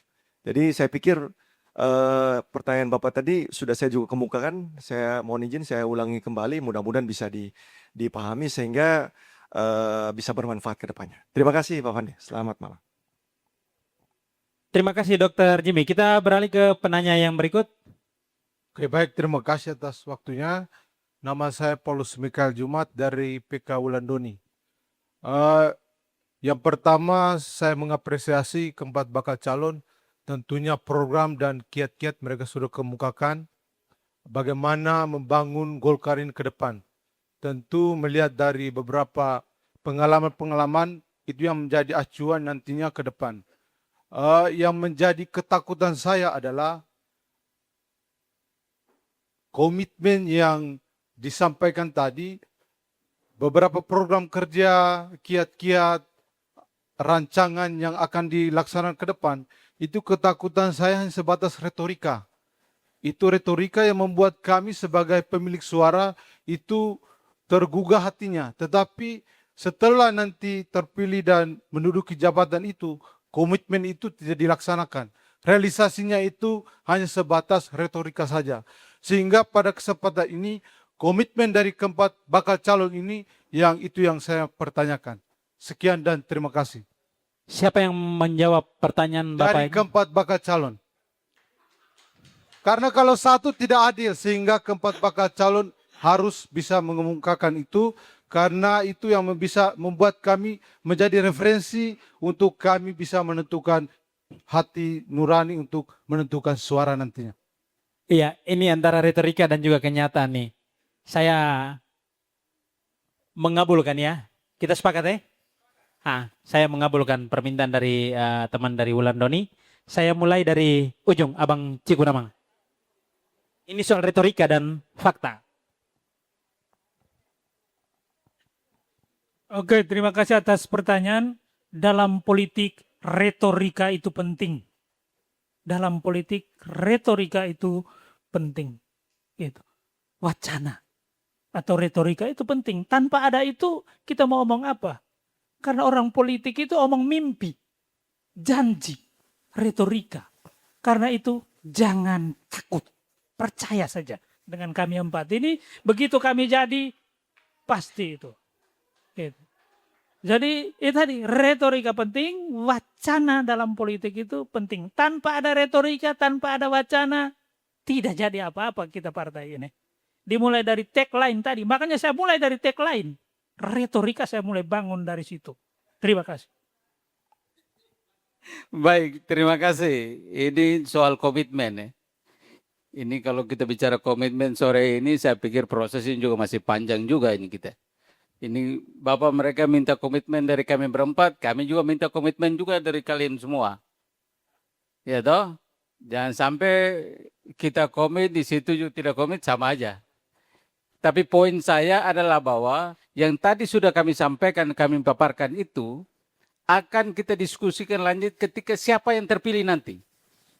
Poin-poin yang tadi, gagasan yang tadi disampaikan semua, nanti kita elaborasi pada saat siapa yang akan terpilih, termasuk dengan mungkin terkait komitmen tadi, nanti kita bicarakan. Supaya kita kawal bersama itu selama 5 tahun ke depan. Saya pikir poinnya di situ, Pak. Mungkin Pak Peter bisa lengkapi. Baik, terima kasih. Satu, loyalitas. Saya mulai dengan kata loyalitas di belakang. Satu, loyalitas. Bagaimana memimpin dan dipimpin itu ada 3 tingkatan. Paling tinggi itu komitmen, yang kedua itu kepatuhan, dan yang ketiganya itu adalah resistensi. Karena itu, saya pikir seorang pemimpin politik harus berkomitmen. Saya setuju. Dengan apa yang kami ucapkan ini, orang Malaysia bilang, cakap harus serupa bikin. Jangan cakap tak serupa bikin. Itu yang ada Michael Jumat menyampaikan seperti itu. Sekarang di struktur organisasi partai kita itu ada ketua, ada wakil-wakil ketua itu kurang lebih ada 10 orang. Ada wakil-wakil sekretaris kurang lebih 10 orang. Kemudian juga ada wakil-wakil bendahara dan juga ada sekretaris. Kalau semua dapat melaksanakan tusinya masing-masing, saya pikir ketua dia agak ringan melangkah, dia agak ringan bergerak karena kita semua jalan bersama. Itu saja. Sekian dan terima kasih. Baik, jadi kalau berbicara komitmen, saya sudah menunjukkan komitmen itu. Begitu selesai pilkada, kita juga tetap di Rumah Kuning ini. Yang kedua, saya mau menyampaikan prinsip yang namanya resiliency. Resiliency itu adalah bagaimana resurrection, kebangkitan. Kemampuan untuk bagaimana bangkit, usaha, kekuatan untuk survive dan bertahan, dan kembali bangkit untuk menang. Gimana caranya? Saya sudah buktikan ke bapak-bapak semua sekalian bahwa kita harus konsolidasi. Begitu kita belum dapat, konsolidasi turun untuk bagaimana bisa memenangkan pilkada ke depannya.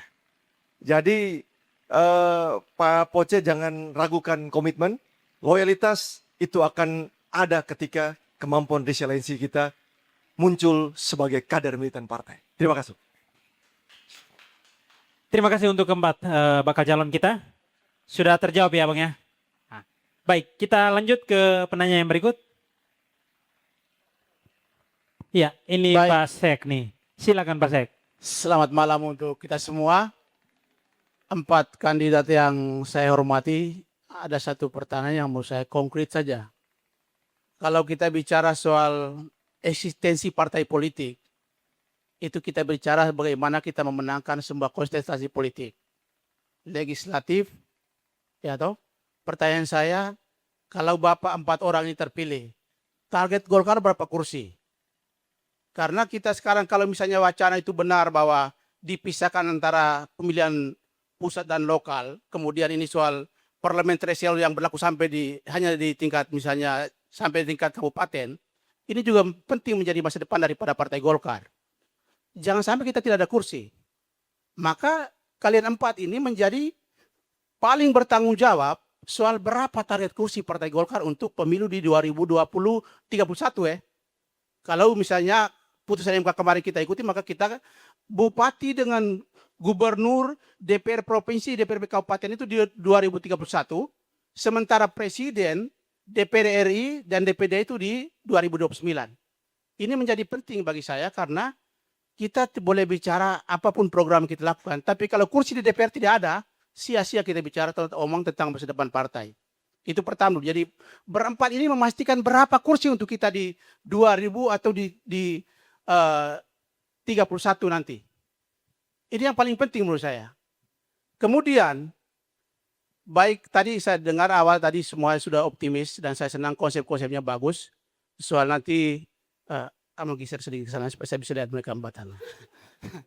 Jadi konsep tadi ditawarkan visinya, programnya saya kira gagasan-gagasan masa depan semua untuk Golkar dan itu saya kira kita semua sepakat. Tetapi bagi saya yang penting adalah eksistensi partai itu ada di situ. Kita berapa kursi nanti? Dan teman-teman harus memastikan di depan kami bahwa ini adalah taruhannya ada di situ.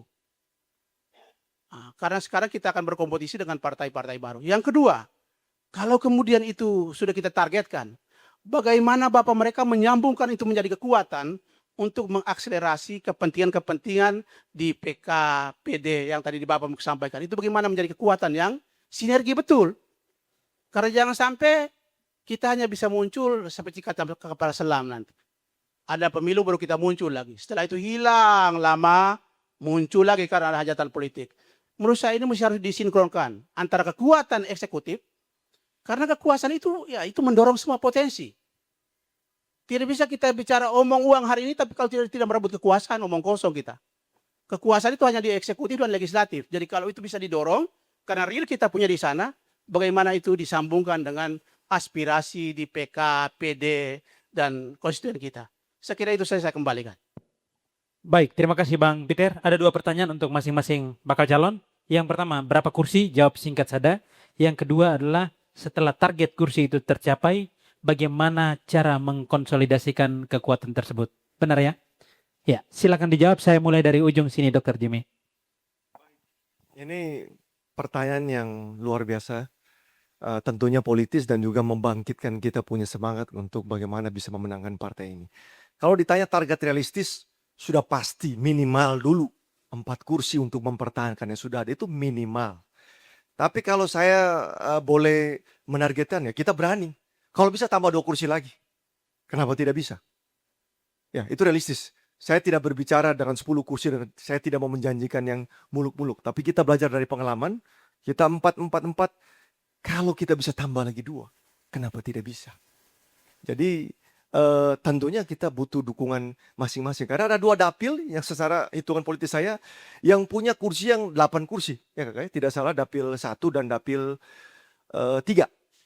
Ya, kalau masing-masing dari dapil 1, 2, 3, 4 kita dapat 1 dan dapil 1 dan dapil 3 yang punya kursi terbanyak, kita ambil dari situ masing-masing 1 lagi, kita sudah punya 6 kursi. Itu target realistis yang secara hitung-hitungan matematis politis kakak. Dan saya pikir kalau 6 kursi itu, kalau kita pakai threshold yang dulu sudah bisa mencalonkan sendiri. Kalau memang dulu gitu ya. Sekarang kan hanya butuh 10% saja. Kan begitu. Jadi saya pikir target realistis di angka 6 kursi karena saya melihat ada 2 dapil, 1 dan 3 yang bisa 8 kursi yang kita bisa rebut. Di masing-masing dapil besar itu 2 kursi. Dengan mempertahankan 4 kursi yang ada ditambah 2. Mungkin itu saja. Mudah-mudahan bisa lebih lagi kalau bisa. Ya, terima kasih. Oh ya, Ya. yang berikutnya belum, Pak Dok. Bagaimana mengkonsolidasikan kekuatan target ini tercapai? Konsolidasi kekuatan kita harus solid. Empat ini semua kader terbaik. Jadi perpecahan itu sesungguhnya tidak boleh terjadi dari dalam. Tapi dari dalam itu adalah mau kekuatan. Jadi Golkar itu solid, ya, karya dalam kekaryaan. Bagaimana kita sinergitas. Semua harus berjalan seiring sekata. Apa yang dititahkan partai begitu disampaikan, itu yang kita laksanakan.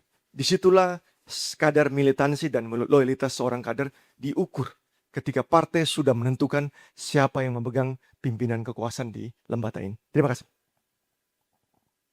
Baik. Terima kasih. Ini saya punya istri di organisasi Partai Golkar nih yang bertanya. Tentu istri pasti saya akan jawab terbaik. Saya tadi menulis di sini itu 5 kursi. Kenapa harus 5? Kita menuju kepada bagaimana kalau kita pilih bupati nanti oleh DPRD yang pilih. Contoh dengan masih menggunakan 20% dukungan. Berarti kita bisa Golkar bisa usung sendiri. Bupati dan wakil bupati kader dari Partai Golkar. Maka minimal harus 5. Nah, dengan 5 bagaimana kita beda dapil dulu. Dapil sekarang 4. Apakah bisa kita mekarkan menjadi 5? Saya lihat potensinya di Kedang. Dengan jumlah penduduk sekarang yang cukup besar, dia bisa berkembang menjadi 2 dapil. Kalau kita mekarkan di sana, maka sebelahnya 4, Golkar punya potensi untuk di situ. Jika itu langkah itu kita tidak dapat, maka optimalkan dari setiap dapil 1 dan dapil 3 harus genjot dengan calon-calon terbaik dan melalui survei. Survei kami tidak, istilah kami sudah pernah lakukan. Di periode 2024 kemarin kami survei. Survei di tahun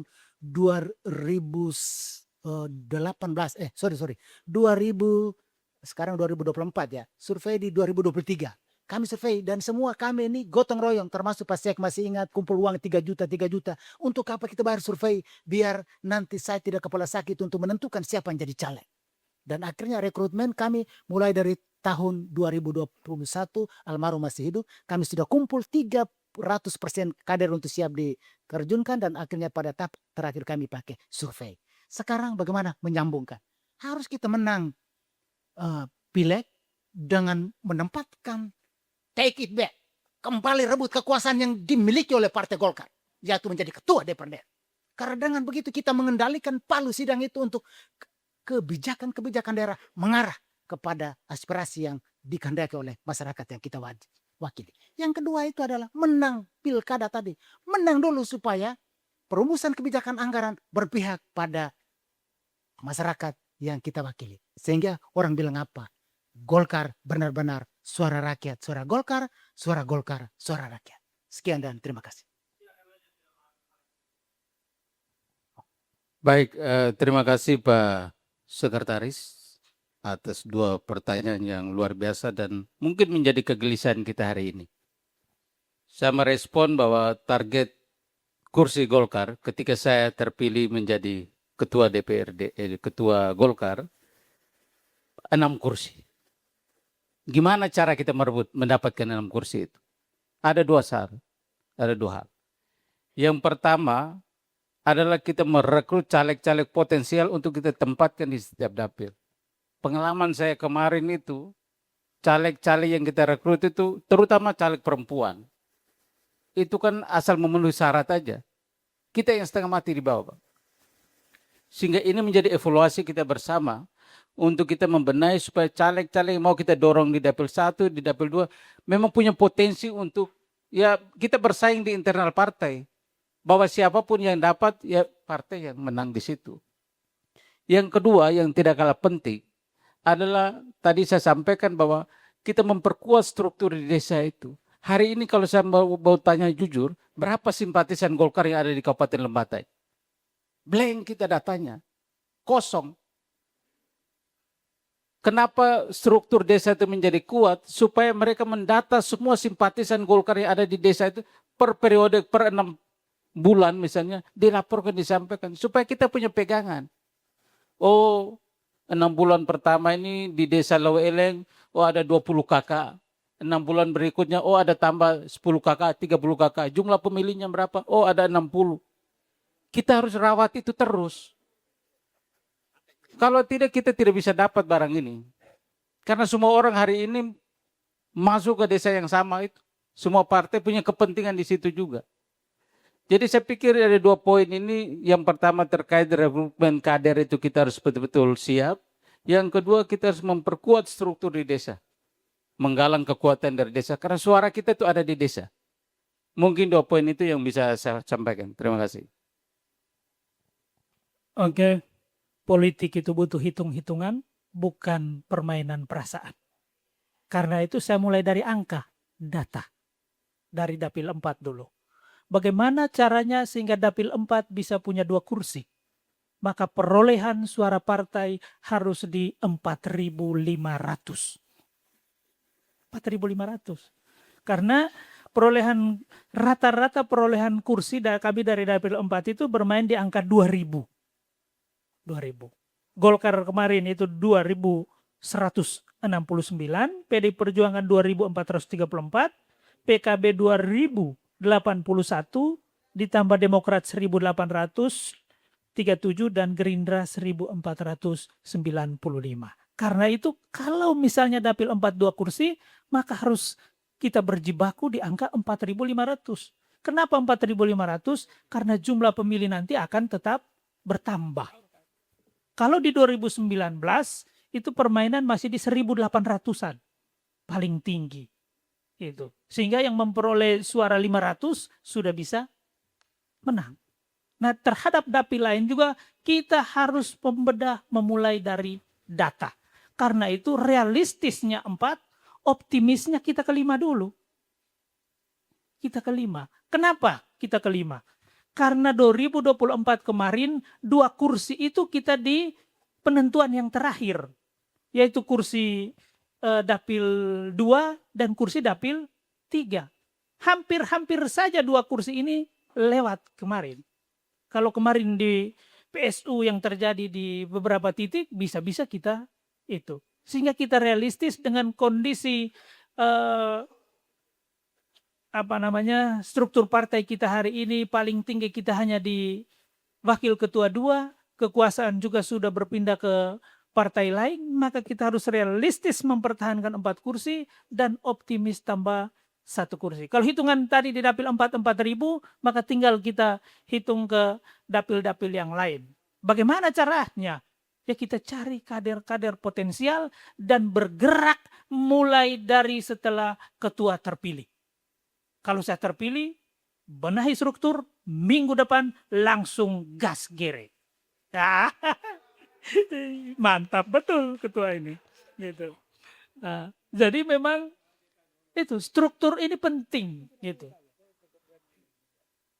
Konsolidasi tadi penting. Kenapa tadi saya menyebut angka 1.000? 1.000 saya punya hitung-hitungan. Gitu. Ada 153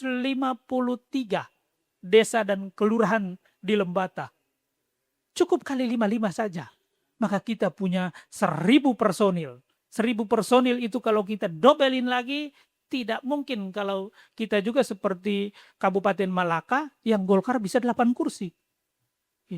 Golkar pernah 8 kursi di Malaka, 1 dapil itu bisa melahirkan 3 anggota. 3 atau 5 anggota DPRD dari 1 dapil. Jadi mungkin itu yang bisa saya sampaikan, kita main angka, kita tidak boleh main perasaan. Kita boleh angka.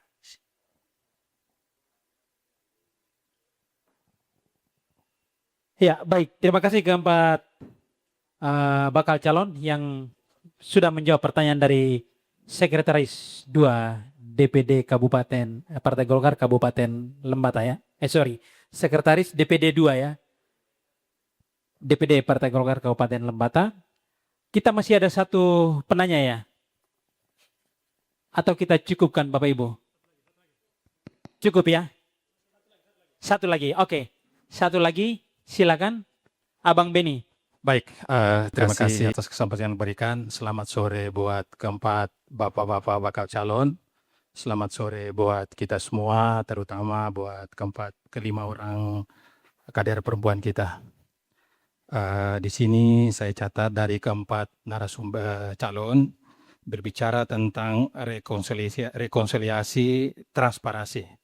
Saya kalau ini berjalan, saya tambah satu lagi adalah trust atau kepercayaan. Kalau rekonsiliasi, transparansi ini jalan, berarti timbul kepercayaan. Mohon maaf dari kacamata kita semua per hari ini, kepercayaan agak goyang sedikit. Ini kita evaluasi. Jadi kita sampaikan trust itu penting. Pertanyaan saya sederhana saja begini, Bapak-Bapak sekalian. Seandainya di antara keempat Bapak ini terpilih, kita punya sumber pendapatan itu ada di dana pemerintah sebagai dana pembinaan partai, kontribusi fraksi, dan pendapatan dari bantuan dari DPP. Pertanyaan saya, bagaimana Bapak-Bapak bisa memanage ini program, uang yang ini, agar ini bisa terserap ke bawah dalam bentuk program kegiatan?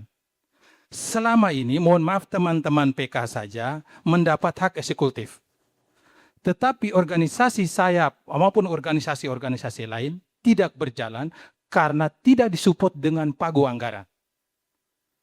Pertanyaan saya begini, kalau bapak-bapak mereka duduk, apakah ada program kegiatan dari semua elemen yang ada di partai untuk mengajukan program kegiatan selama 1 tahun, lalu kita keputuskan, lalu kita tetapkan anggarannya, kita jalankan, lalu kita evaluasi.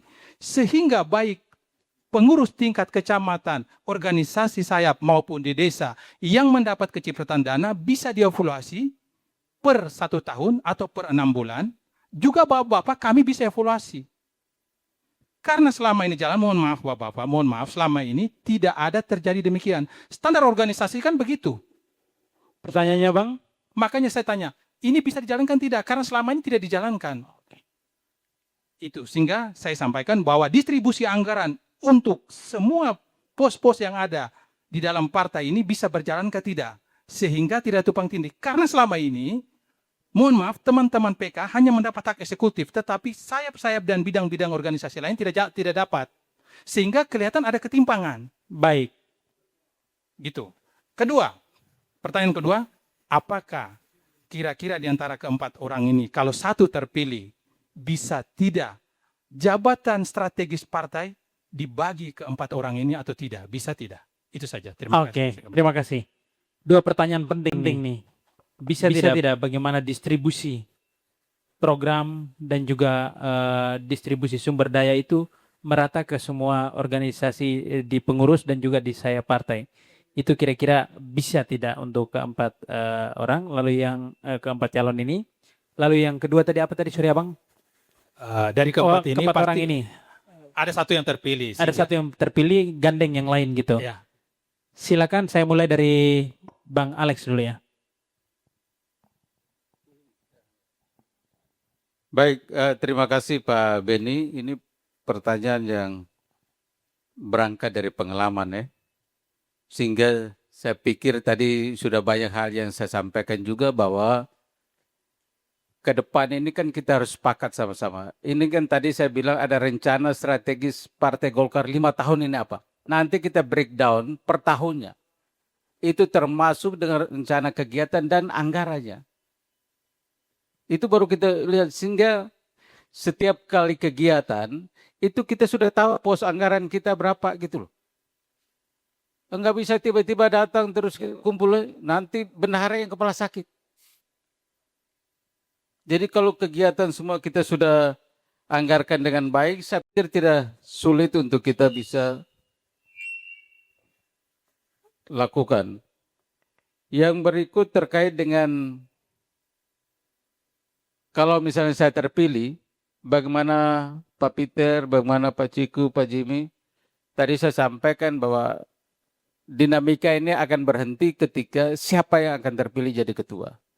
Di situ kebesaran hati seorang ketua untuk bagaimana supaya partai ini Abang Peter nanti posisinya di mana, misalnya saya ketua, Dr. Jimmy di mana, Pak Frans di mana, nanti kita akan bicara itu. Yang pasti bahwa saya tidak akan tinggalkan mereka. Kita akan terus bersama. Setuju tidak? Makin sore begini suara lesu. Ini suara lemah karena orang berpikir ini Bang Peter nanti jadi sekretaris. Iya, sudah ya Bang ya? Ya mungkin seperti itu aja Pak Beni, mungkin tambahan dari saya. Oke, Bang Peter silakan. Ya, lagi-lagi pengalaman, fakta.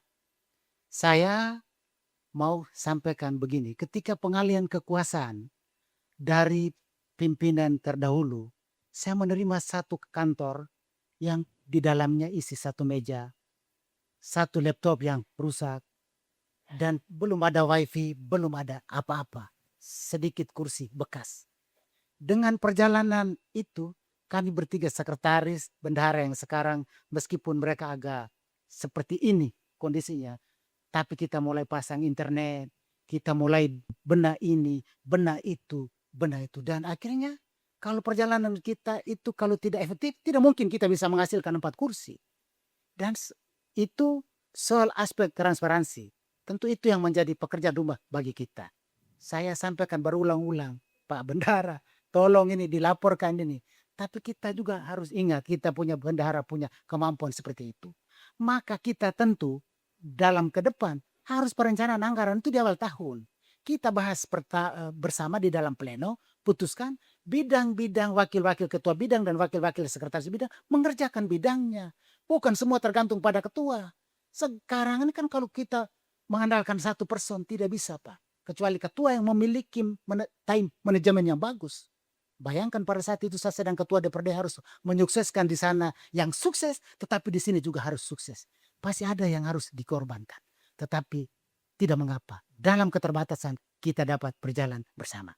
Yang kedua, soal kita semua ini adalah bagian daripada keluarga besar Partai Golkar. Exequam bonum, habitrare eticundus fraters in unum.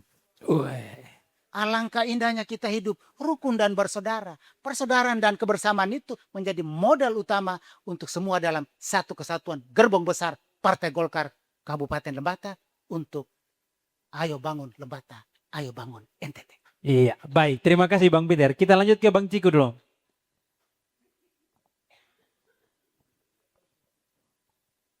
Kalau kita omong uang, kita omong angka, tidak ada kebohongan di situ. Gitu. Angka yang selama ini masuk di DPD Partai Golkar kita semua tahu.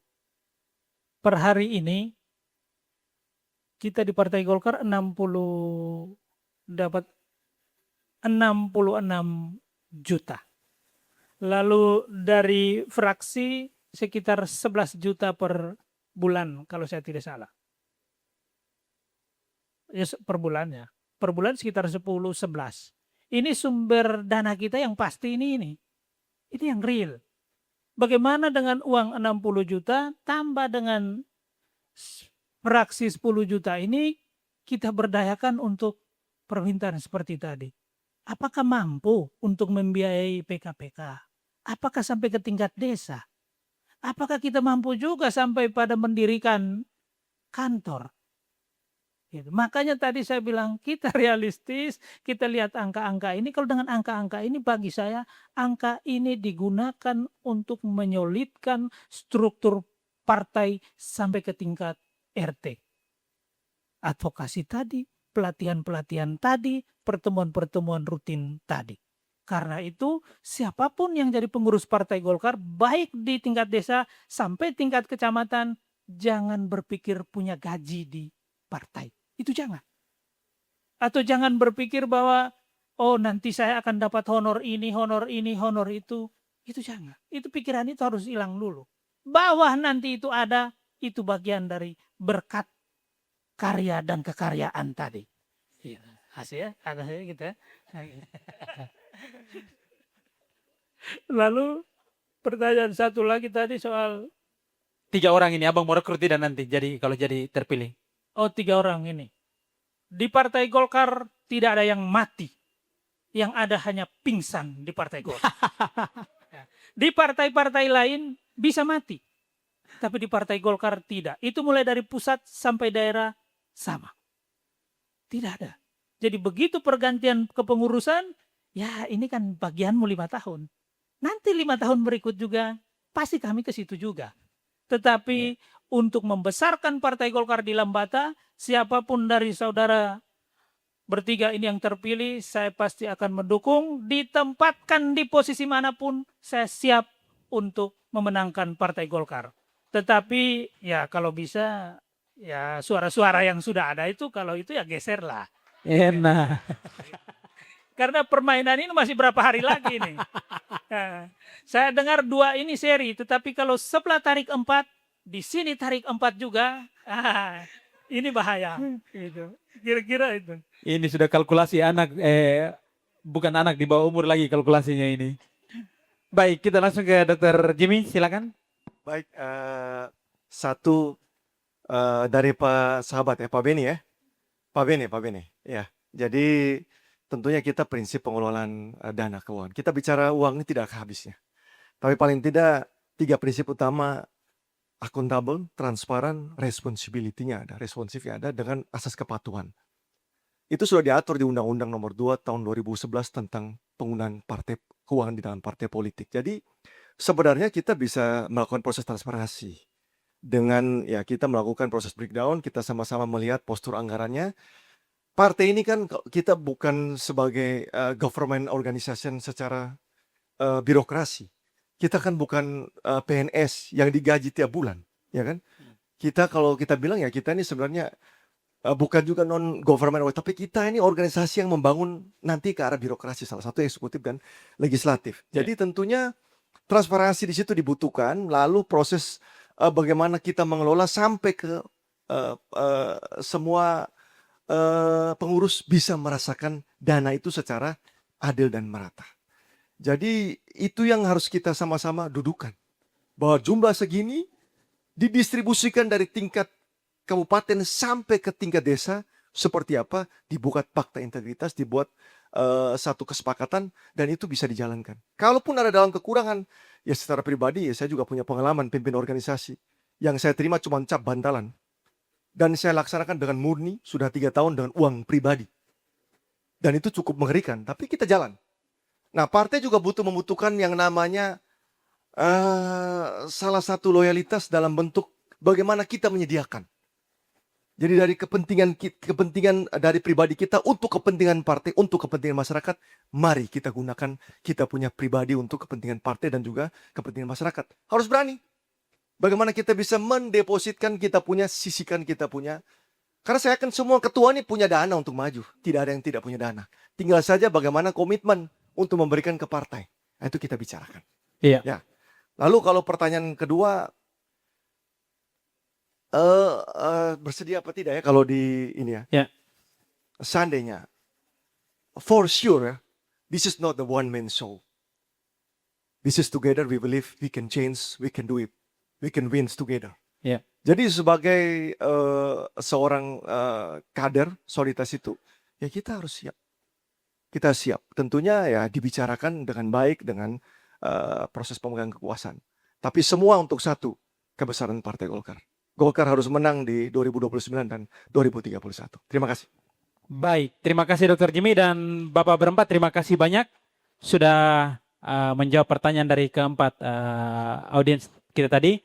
Dan minta maaf Bapak-Bapak sekalian, kita batasi ya, karena kita punya waktu, kita menyesuaikan juga dengan kemampuan secara teknis ini. Dan Bapak Ibu sekalian, di sesi terakhir tadi kita sudah mendengar pertanyaan dari audiens dan dijawab dengan sangat baik oleh keempat bakal calon kita di depan ini. Dan dengan berakhirnya sesi ini juga, berakhir pula konvensi kita pada hari ini.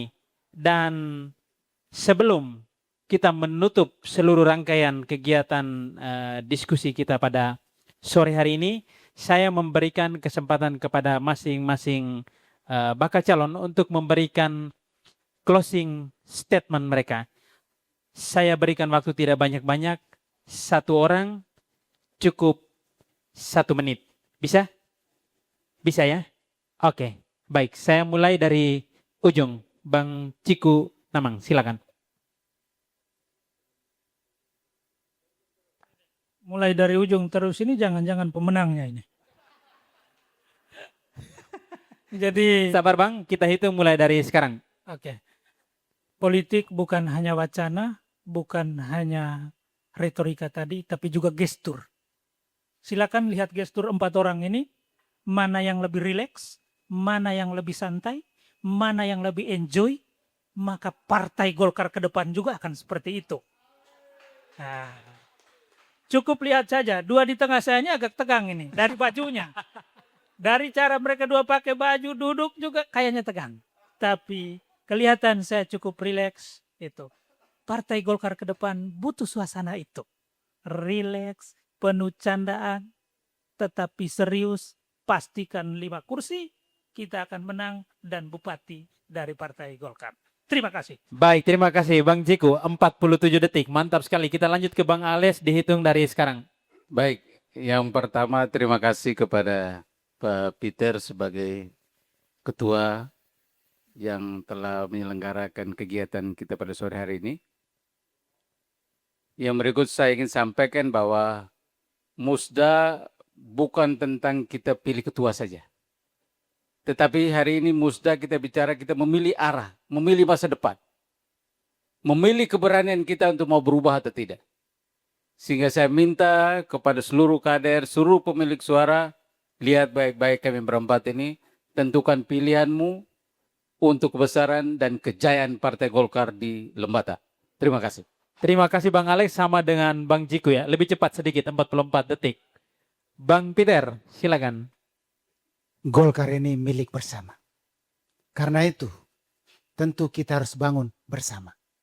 Baik adanya saya di dalam ataupun tidak di dalam, tidak soal. Yang penting Golkar harus hidup untuk tidak saja generasi kita, tetapi anak cucu kita yang akan menggunakan Partai Golkar ini sebaik mungkin untuk perjuangan-perjuangan mereka.